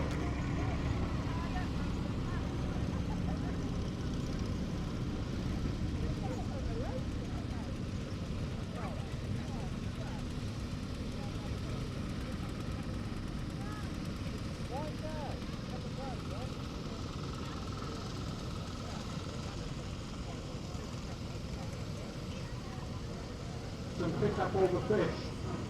And all the fish obviously was kept in frozen tubs, and obviously there's a lot of salt water and salt in the air. So the whole truck was galvanised so that it wouldn't rust away. And here we are some 50 years later, it's still going. So clearly the galvanising was absolutely superb. Probably the largest of the vehicles here is the JCB 4D, very much a digging machine, digging and manoeuvring stuff about. And this is based on the Leyland engine, and it was bought in 1971 for 4,073, and still being run today. It's called by Mike Eacock to formal glory. Only two of them are known to remember. This particular one wasn't terribly successful design, but it's a bit too big for most jobs. That option, by the way, because it's got a handbrake, they actually can be designed to operate from the ground, so the operator puts the trucks in and then walks alongside loading stuff into the wagon.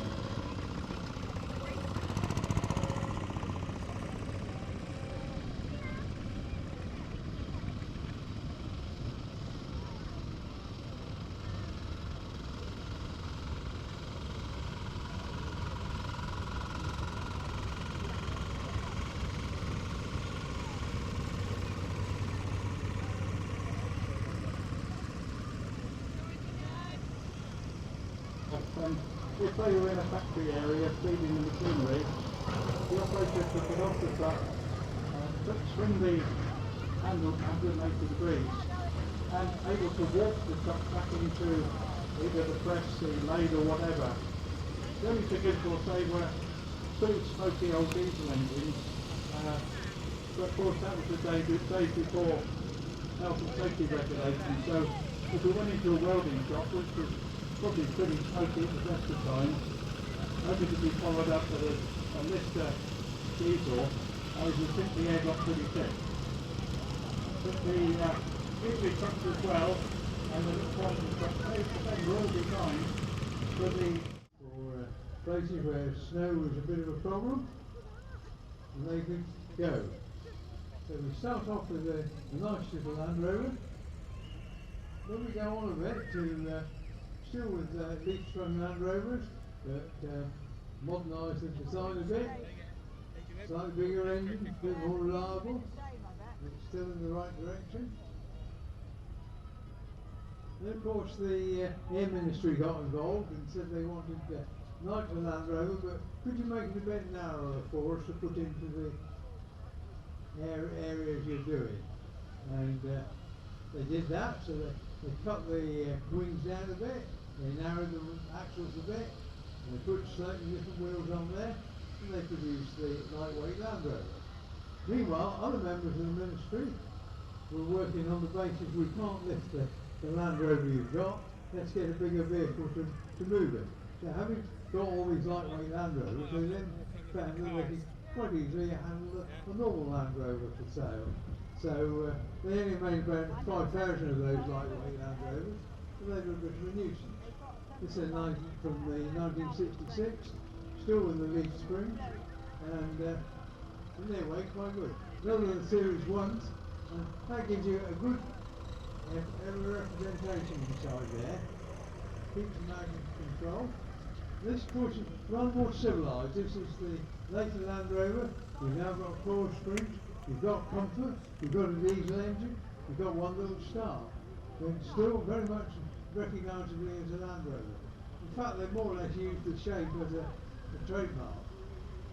And then the other county, with the springs on there, leaf springs, that's doing the job and doing it well.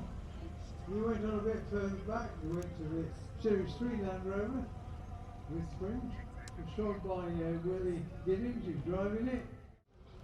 Even Rovers presented a film on the basis that the Series 1 was capable of recovering a 7-ton bus.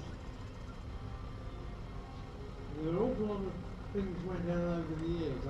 Personally, I towed a bus and double-decker, and I got stuck with that and actually went it up in it. It quite well. Right now, ladies and gentlemen, good afternoon, United Commercial Section, sponsored by JB Coaches. So first round for us is the 1834 SVTEC Gloucestershire. So back in the day, back in the 80s, Mercedes had come a long way with this SVTEC cab. And you've seen it in many guises. First one being a 1442, 1834. 340 horsepower with a V8 engine. Really nice example in demonstrating colours with the fresh water there in Whitby. Second one is the Paraliner. So this is the bigger brother of it. 2538. This one now with a big lift axle right down there. This one would have been 42 tons. Where the first one down would have been 38 tons. Again, for the freshwater collection, with Luke and Tommy in that. So it's the next generation of the freshwater family. This is White Tommy. There he is. Then we got the little Italian Palazzo. But you've seen these all around in the towns, delivering tomatoes and everything around the little towns here and there.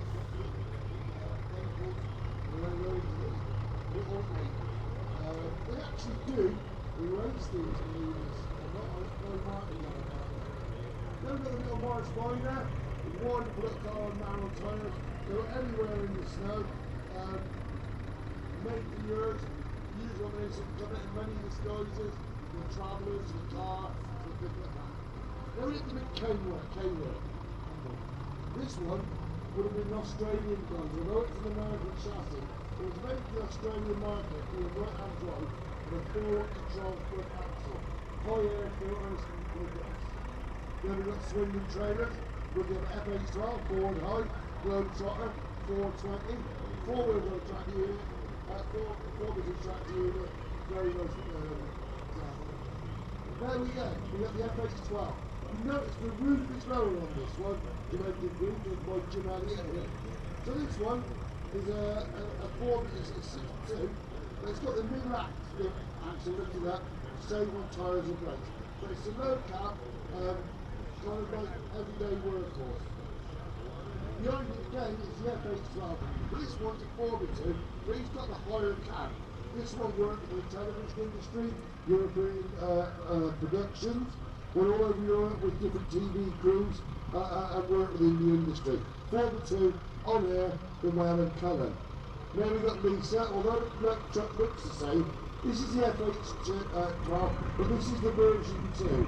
So slight changes and Volvo's stepping it up a bit with a more efficient engine and different gearboxes, but again, 4x2 axle.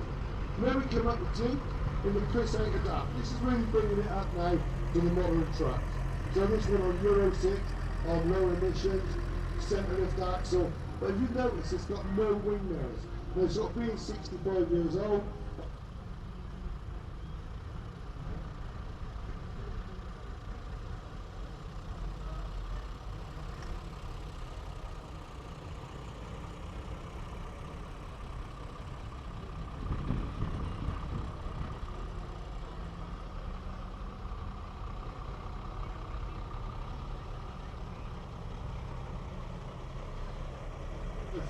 $7. Lovely example now of what Britain used to be within the trucking industry. Fiberglass cab. Then we've got the EIFB series with a Rolls Royce Eagle diesel with Thornhills, probably going to an Eaton or a fuller gearbox with a Kirkstall back axle. Alright, apparently, I do apologise, we've lost some speakers around the arena, so if you've got the speaker, bring it back. Earlier. So we are trying hard. So if you hear me, give me a wave, can you? Oh, they can hear me over that side. Can you give me a wave on the right? You can hear me. There, waving. By the other side, can you give me a wave there, waving? Right, so there we've got Cullenmore's with the Dickens character on the door. So during the war, the War Office took it, taking trucks away and put them all into service. So Mr. Cullenmore wanted to know which it was his, so he painted Dickensian characters on the doors. Now we've got the big Scammell recovery truck there. Then we've got the EC11, which is EI's sort of last throw of the dice of staying as a manufacturer with in Britain. Now we've got the Gardner 180, again the B series track unit. This is one of Gardner's smaller engines, got an efficient Gardner engine. And Mr. Davis, how you doing, mate? Great old name, MNS Ellis of Cambridge.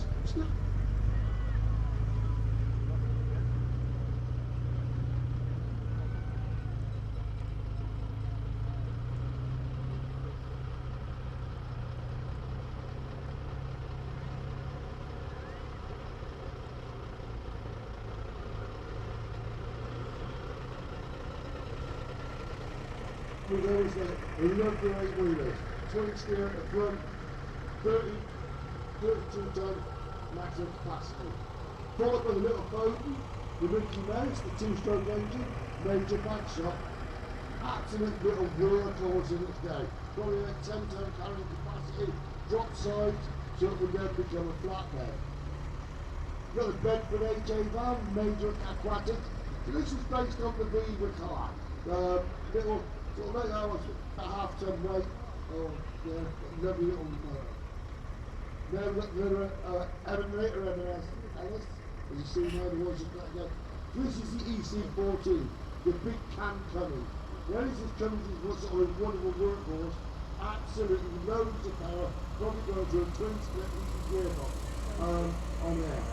You've got a Cheshire gesture, you've got the Atkinson border with the ash cab frame, aluminium clad, again with a guide engine. Then we've got the Volvo F10, forward high, 10 litre, 16-speed gearbox. This is now an owner driver's wagon, high load cap, real everyday motor. Sims account, another great local name now not with us. This is the forward load FL10. The lighter weight than the F10 Big Brother. So same power, same gearbox, same transmission and everything else that goes with it. But they were about a quarter of a tonne higher, so we're favoured by bulk carriers. Now we've got the F10 in Mr. Williams, now with Herefordshire. Yeah, another high forward 10 litre. Riding on air. So early air systems coming in this now. And Volvo now is becoming one of the biggest names in the road transport. Another historic name or family name that's not with us anymore. Eric Vick, the Gardner 240, real slot with an engine with a turbocharger on this. Eric Vick, known for going in North Africa and all over Europe. Run for many years, the big user of the RF truck. This lorry would have been around the clock 2 or 3 times, probably a couple of million miles on the clock. Then we've got the 4D series, the little 10-ton tip here. So then we've got the 10 straight first, then Ford have gone in, they've got the tilt cab. It's the customers for the early D series. Absolutely wonderful ride. You see these everywhere, nice twin seat.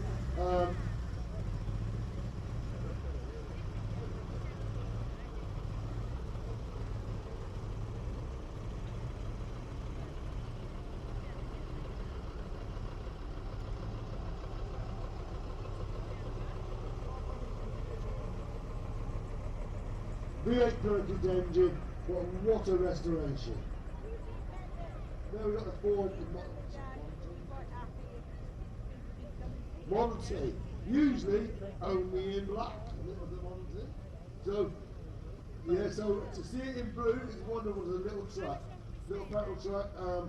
So imagine this is sort of like your first to go after horse and cart. Now we've got the OK truck from down there in Oklahoma, this is from the Oklahoma Oil Company. Petrol engine, what a fantastic engine from America there. Left-hand drive. I wouldn't imagine it's not very good on petrol, but absolutely wonderful track. We've got the Dennis Pax from Guildford. Bertha, lovely little truck. So this was sort of like your horse and cart been held up. The Conway's there bought his first Dennis. Designed by 2 brothers and punched by all the way from Barnstable. Then we got the ERF, again the Gardner engine. So Edwin Richard Foden's now left the family name of Foden. With Foden stuck at the steam vehicles, he decided that putting a diesel engine in would be more efficient. Now we've got the Citroen. I really don't know much about these, but I think they're absolutely fantastic. This one's very rare, being right-hand drive, so it was probably exported to the UK from France, but what an absolute lovely little truck. Thames trailer now, so obviously we have the 4D series go around. So this was the Forerunner, this was the Thames trailer. Probably 18 tonne with a 10-ton capacity on it. Apparently they weren't great for brakes, and the cab didn't tilt, so it was kind of hard to work on. But I kind of like that one, it's like still in its work is unrestored, or as they say now, still has a great patina with a no callous massive purchase tractor. Again, this is another Ford, or I should say Fordson. So prior to the Ford Thames trailer in front, you got the 4D, also the little diesel engine, in the 4D lightweight truck here now, probably the carrying capacity of about 3 tonne. There from the big Melvin Vickers builder. Now we've got the Austin. We've got the little Austin A55 or 60. 60? It's an Austin A65 from Mr. Caddy of Redford. Now I know that the roof slides back on the top, and the back door is open, the roof slides back, but the butcher was doing his way in and doing his service. And I know that roof was built and ended up on many different vehicles in its life. Now we've got old scrap metals, they're coming around here now, so I need him to stop, because we have got to sort of with some waste cans. So we've got a few empty cans here. So right, so all weekend these guys have been collecting empty cans for charity.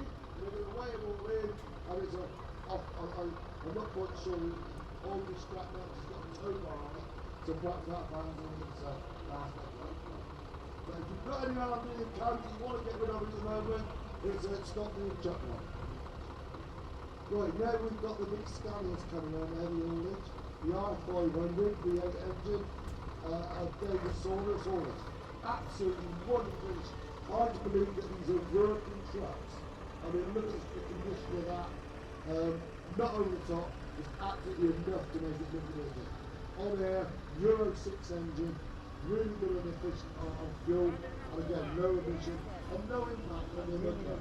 Now we have the Sector 2 truck, carrying capacity of over 80 open ton. 4 axles on the back, again, same big tractor, it's 770. So this is Scania's biggest engine. But if you look, as he goes around, he's carrying this, he's got one wheel up, so one tyres right, but on the back end, to make things easier, 2 or 3 of the back axles also steer automatically with a tractor. Mainly pavement, dirt and flat. Wonderful change. There is Arco, well, tipping from down there in Gloucester. I did see this coming on the lady in there. Again, the R580, V8 engine, truck loading cab, working truck, credit to it. Then we've got a Ford, the FL6, with an urban archer. So you see these on the Beard Rivers trade team lane. And the exact design by on that Volvo, which is John Coleman, driven by Paul Aberdeen, with a little trade team archer. Not many people, I think there's no 1 or 2 of these that have been this forward, so it's great to see it. Then we've got the GLC Astro, with the cat behind it. It's not going to work in the United States airport, part of it. But it's 80s, it's supplied to you, it's supplied to you at the airport with goods to their shops. Again, still carrying the old goods. Then we've got the P100, based on the Ford Sierra. Very rare to see the ground they weren't the best way it was, but to see it now on an ongoing project is one of the see. The 814, this was separate, this is the Mercedes 7.5 tonner tipper. Probably one of the best 7.5 tonners you can get on the market. Very efficient, good for good, good for 400,000 miles. Then we have the FWD from Canada, from the company Suco. This one is the work of 20 So this is that Canadian bin factor. This is up there to match the British Scammers and AEC Matadors as a gun tractor. Suicide doors open backwards, with red code down there, bringing it up now. Now this is converted to a timber tractor. Now we've got the AEC, the Atkinson Envida. So this is the first one from Atkinson. It's still going with the 8-wheeler thing which Britain was known for. This one, twin steer, understored, and look at it. I mean, no power steering, so you need your muscles to drive this. The fuel gauge is out on the outside of it. And it's still used in the steering industry looking at it. Now we've got a 7 from Purcell, got a favourite of mine. This one's got the Eagle Diesel, the Rolls-Royce Eagle Diesel engine. Purcell transport, no stock general engine. This has got the Jennings sleeper on it. Very rare in this day for the drivers to have a sleeper cab on it. So yeah, it's a very nice turnout truck. Now we've got the main Super Comet. So this is the Urban-O-Matic cab. Now they're carrying on the Super name from the Comet earlier. This one goes from North Ridley. I can remember seeing this with a little 10-ton tarmac wagons coming through Boybury in my younger days. So yeah, nice to see it there. Then we've got the Thames van. This one, the Forerunner, the little Thames van. The Forerunner before the infamous Transit. The main driver, the AA badge, the RAC on the front, with a little drop side body used for the building. And then we've got this little Honda that's already customised by the legitimate make it 4-wheel drive down. Yeah, there's a good little drinking machine with the beer table on the back. So yeah, I don't think that's the original engine that I'm saying with it. We have K&S with the Volvo F8 and the Aero tablet. Look at the size of the plastic crane on. Specialised piece of equipment, huge crane on it with a massive distance plastic on there, long reach, probably somewhere around about £400,000 put together for that truck. Again, behind it, the Scania from K&S with the Classic 485. But if you see this one, slightly different body, so it's what we call a tiptoe boiler. So it's an R440. I've got a little weight for having your neck in the weight. So the body's got its own ramps, Got to come down, or you can be used as a flat bed. We got on this one now, we've got a classic 660 with a mule here. That's it, yeah, local tractor. It used to what used to be the old, well, it's now a skate park or indoor event area. But, the wing tractor company, very useful tractor there. Right, we've now got a little bit. Bevan Jenny noticed so much, he's brought his go around twice, or probably missed the gate the first time. Now we've got the AEC that's been converted by Merryweather. Merryweather's very famous fire engine builder. This one, Cardiff City Fire Service, built on the AEC chassis. As you see the old turntable ladders and things there, but how different we become now, having seen the fire engine with the high lift earlier on. Roger and Scarborough, yeah, I believe them. The Thames Trader 75. And I think this one's got a 2-speed axle, and it goes quite well up the motorway speed. But I mean, if we're looking for a local builder, give it a work, give it a ring, Roger and Scarborough. Now we've got Mr. D. Wyatt from Banbury and Oxford again with the Atkinson border, the guy ornate in it, as I said to you. Ash built for a timber frame cab, clad in aluminium. But now the Swedish boys, the Volvos and Scanners, were coming in, and they were just going with deck nails in to the British transport industry. So these people were going. Back then, one of my favourites, I remember early days of my dad in one of these, the Ford D series, D40, D40, lovely little roll there. Some had the V8 engine in it. This was a custom cab with the back of a little 10-ton tipper. Now we've got a Bogey, a very early Bogey. Bogey finally coming out of steam now. And a part of it, they were driven out of the steam industry by the British government tax money. They want them for it. This is slowly an ongoing restoration, and each year you see it changing at the brilliant. So you can see all at the back there, you notice the car engine. Next we have a cargo. This is prior to being an Ibico cargo. This one's obviously going into the recovery industry, like many others coming out of the AA and finding second life with private garages, private jobs. No little custom cab, and wait for car for a cargo there. Okay.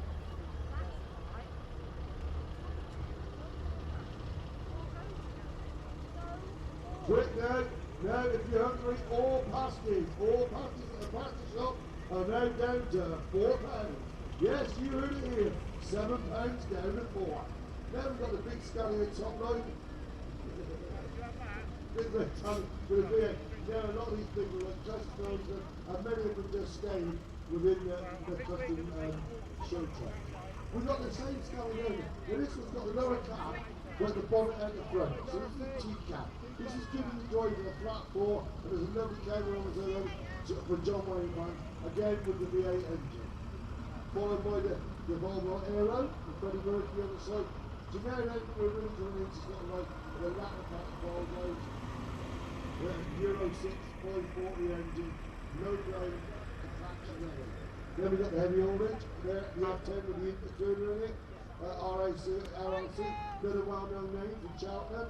Nice to see all customised, having young people going back into the industry and looking after this great industry.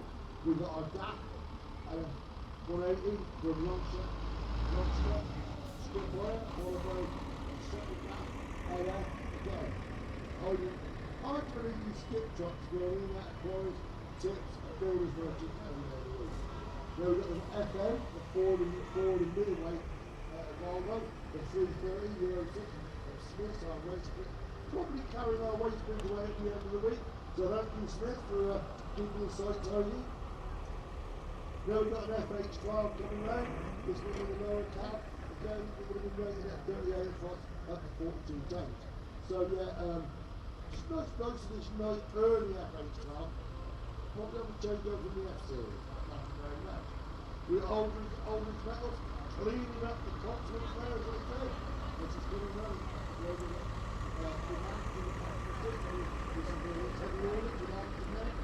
is a load of body which belongs to the floor, loaded and skipped or whatever, and brought back up on the floor. The bank industry is another thing out there. We've got big engines, a commercial, got a family name. This will carry the guide engine on the end, on the back, as many would sort of used as generating units.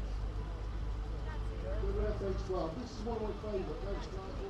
And I think if there was a trophy to be given for polish this weekend, this was the FH12 that would have got it. I mean, the amount of polish on that, absolutely wonderful specimen of the plate. It's just nice and plain. Then we got again the S-Ride, the FH1223, sleeper cab FH, flat top. This is the first one coming off the FH8. The S-Ride being a really nice truck, and they're taking you up to 44 tons. Again, another one, this is the high line. Notice that the cab is slightly higher, but this one only having one axle at the back, turn ladder, and lower capacity. Now this one, this is the Volvo F86 coming round. This was Volvo's first show of the dice coming into the UK, imported by Ailsa, Jim McCalvey in Scotland. This was the one that started the rot in the British car industry. Everybody wanted one, it was nice to drive, it was quiet, it had a heater that worked, you had brilliant vision, it was a really efficient little truck, and it was the first big player in the UK industry. Then we've got the Maggie Deutsch in Germany. Air-cooled, they were pretty noisy, but then it was for sale. This one would actually make a good project, I don't think anyone else has ever restored it. So yeah, it's it was used by a local company called Clydewater, who moved bricks and stone and concrete to practice. One only. Next we have the Atkinson venture, the war and death. I've driven this many times myself, over a good practice, absolutely. It's had a very mixed life. It did a tour with John Campbell at Freeburg. It toured with the war and death, and now we had toes one company with that. Then we have the Freightliner. Now this is obviously that John Jackie Lansbury, we're down here in Lambourne. Started like this concrete mixing plant, had a really rough life. It's taken under around by John Lansbury. This is what you see today. It would look right on any American road at present. John building the back, and absolutely does a great job of it. The Kenworth, the T800 behind it, all out of Southern by the Lansbury family. They're up there in Lambourne, being done by John Miller. Usually it's like myself or John Breakfast for a weekend, so it's great to use it. It's in the colours of Optimus Prime, and it's worked on good. I'm not fully pasty. Right, I'll tell you. The pasties now at £2.50. So if you get across to the pasty stand, you're now down to £2.50. Right, and now we've got the ERFC series. This one written there. It was started off as a fuel tanker, so it's got blast plate windows in the back. So if there was an explosion, then the windows are still intact. It's on super single tyres, with a Cummins engine, again over the good family at Ashton Kane. Then the big scammer, coming down from the Roberts family at Avon Gassett. They've probably got more military equipment than some of the smaller countries. This one's converted by to captain, and it's powered by a Rolls Royce. It's got a better engine. Great to see it there. Scammer, brother in Watford, these were built during the war of gunfire. There is nothing to stop them. They were up against boys, totally independent suspension, fantastic job. Then we've got Lindbergh's coming out, Bolton and Chester, great effort coming down to see us this weekend, especially for that 800 gallons, so nice to see it, and remember there, SGV02, heavy haulage, probably around about 80 tons, and they're really well. Followed by the event with J-Type, again, JJ Little, Walterman, so again, notice it. Now, coming round behind him is Little Jack. Now, he's about the third, fourth, or fifth generation in his little stand here. Give us a wave, Jack, what's that? Give us a wave, Jack. Okay. So as you come round, if you give Little Jack in the stand here a wave, I'm sure he'll give you a wave back. And he's going to take the point down in the second row. And it's second. Thank you, Andrew. Wonderful job. Cheers, mate. Another one from the Walters family, if you stand this forward, the friends have said from Weather and Avon Gassett. They've got a big, massive mix bag of military vehicles. Great to see all like I said, Scarrow, what they built is a contract with recovery truck. It's very under that with Dawson's. This is this working noise. It looks wrong cap. The original black cap got written off, but everything in that cap and everything in there is a day it's taken out of work and it's stayed back in the tape. With the Volvo bus, trim on it. Then we've got the Scanner constructor. So these now are the latest Scanner. Coming out now, they're the road train back down. You'll see heavy order goes down coming out of good China. Again, from up there, oil and gas, it's doing good by tank. Again, pulling tanks and all the transport. We've got the Scanner Crusaders, which were designed basically for the British Army and BRS. But the only thing was that laid them down with them is that they forgot to tilt the cab. They were difficult to work on with the engine having to be pulled out on a rail through the front. This body's got the SVTEC recovery bodies on it. There's one on the back there. Another Explorer, Barbara, if you can see it. Another Explorer, probably from 1942, that has survived, and as you can see, been converted over to a diesel engine from petrol. Now we've got the Scrabble, or the Michinotti cap, designed by an Italian designer, fiberglass, again, it didn't tilt, but they were favoured by eight-wheelers on quarry. Now we have the Belve F88. So yeah, the 240, wonderful truck, tipped on, but this set the British industry along with a sleeper cab and the bike off the side. Another well-known local company, Howard Tennant Logistics, not on the swimming, been going many, many years. With the same across. I think they're now going over to gas, electric, and it's the biogas truck. Again, totally efficient and good for the thing. Not all these trucks that you see on the motorway are fucking like that. We've come a long, long way towards moving up the current volume. The 144L, Series 4380, with Swindler trailers, give us away, there's the note. And the 143 Scania. V8 420. These were favoured by at least the streamlined company now. Favoured by a lot of owner drivers. Big V8 car, and they were good argument, especially the Volvo. Again, you're calling it a 143, but it's actually a traction. The body slides up on the back, so we're not on the traction.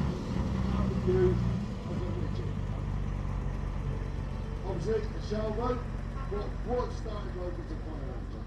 So it could have lost its load, or it could have been finished off, but no, someone's took the idea of let's cut the back off the fire engine and let's carry the tractors. And then it catch it until. Now this will be used by the railway industry. Yeah, I see that, Jason. Little old tug truck now. Ah, little timber truck. You see the winch on the back? There you put it in.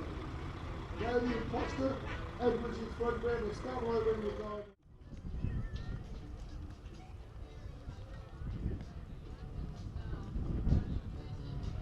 Cars come in all sizes. We have a small MG followed by a 43 for all the years.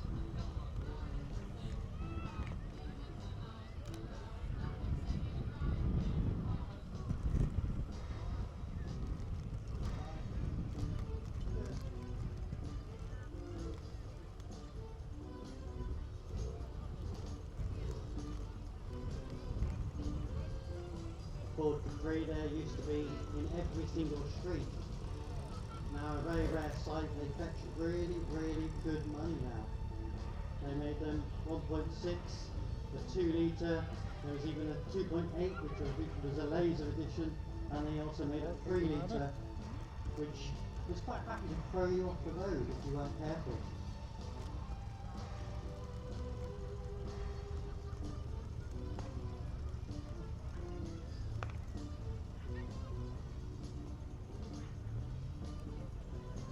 In by the Ford Granada. Fords in general are fetching really good money, real good following at the moment.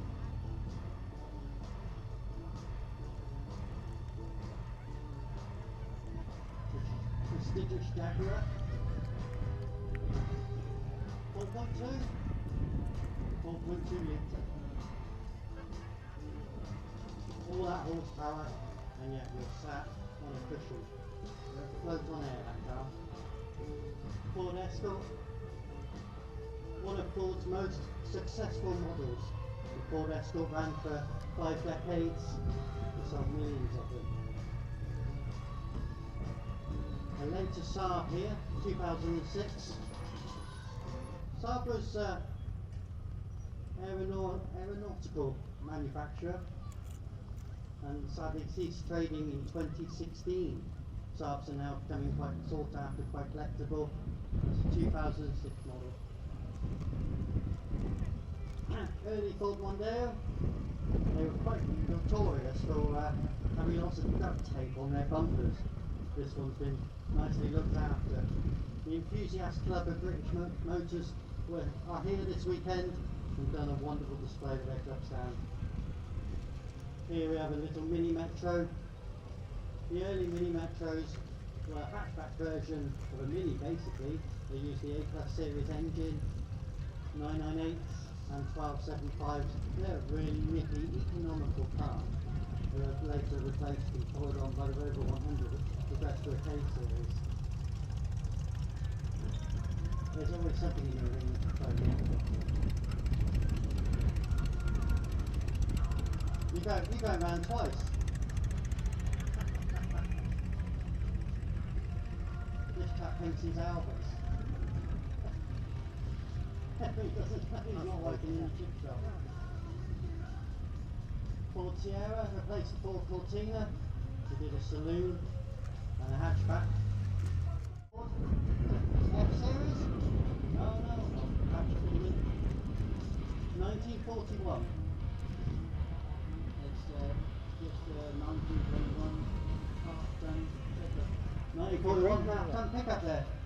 I'd love to see something that was in our regular streets all the time. An original Nissan Micra, the model number was a K10. Little 1.2 engine. 998, it's the more baby version. Okay. That's 70,000 miles from new. Look how clean that is. That's a really practical motor. I'll catch you in the mo, you'll have to tell me about that.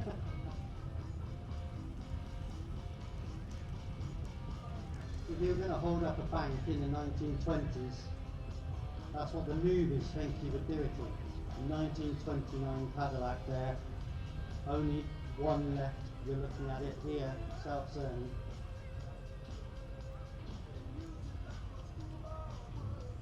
How are we doing? Oh, catch you in a minute. Now this Range Rover is an educational model, and I'm not joking when I'm saying this has full aircon.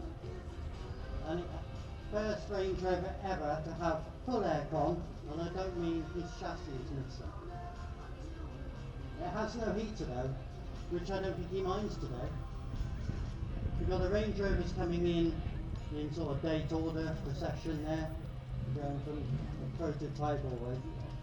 One we can learn from, the mid-70s, search and rescue.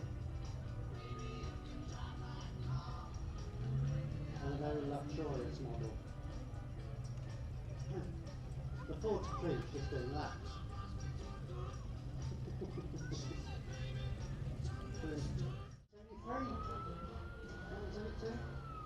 They normally have they can have a baby 1300 air-cooled engine. The most popular one is 1600 air-cooled, same as used in Beetle. They can have a 2-litre version as well. Years ago, I took ownership of it and I rebuilt the whole lot in 7 years. So it's been on the road now for about 7.5 years now. And you go camping in caravan with it everywhere. Farming down Yorkshire 2 weeks ago. It's good. Big round of applause for all the renovation work and, like I say, daily use and on holidays. Sorry, we use it all the time, yes. Use it all the time.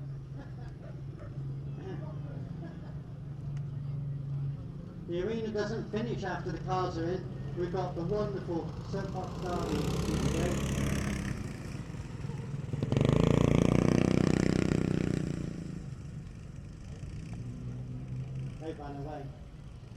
Yeah. 3.9 in this one. That's absolutely crazy. I bet that kicks some back wheels. If you want it to. We're all getting old now, so let's behave. Good behaving. Don't want to be in hospital.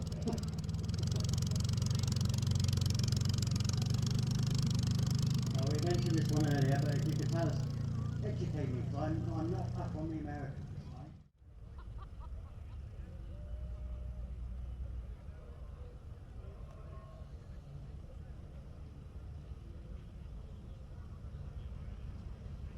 On my hydraulics band.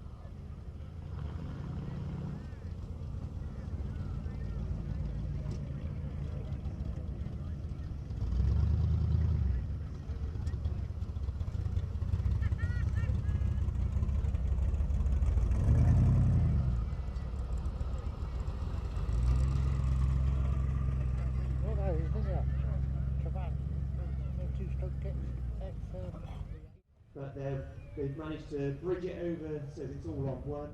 Left in the showrooms. They were quite popular, but they did break down, and every single car had a replacement engine. This one's had a replacement engine, but the road tips have been done. It's a daily driver. I'll drive anywhere there, and it's so smooth, lots of fun.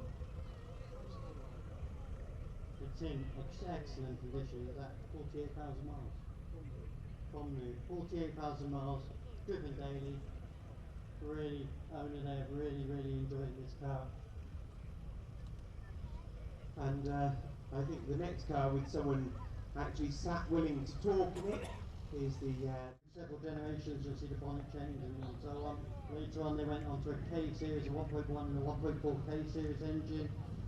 The Rover 100, you'll identify, had the silver badge, or sort of silver grille on the front, but went in line with the Rover 200 series. Yeah, after I stole it, I've had it for about 7 years now. Safe on the bang track. Usually I'm the only one at car shows with them on there, but now they're 30 years old. There's another 4 of them here this weekend. So exhibits. Exactly that. So we're going on to a modern classic here. Saab finished in 2016, they wrapped up the company. I think they started 19, I can't remember, it was 38 or 45. It was I do believe post-war Saab started 45, I believe, finished in 2016. Was it 2006 one? Or finished in 2011? 2011.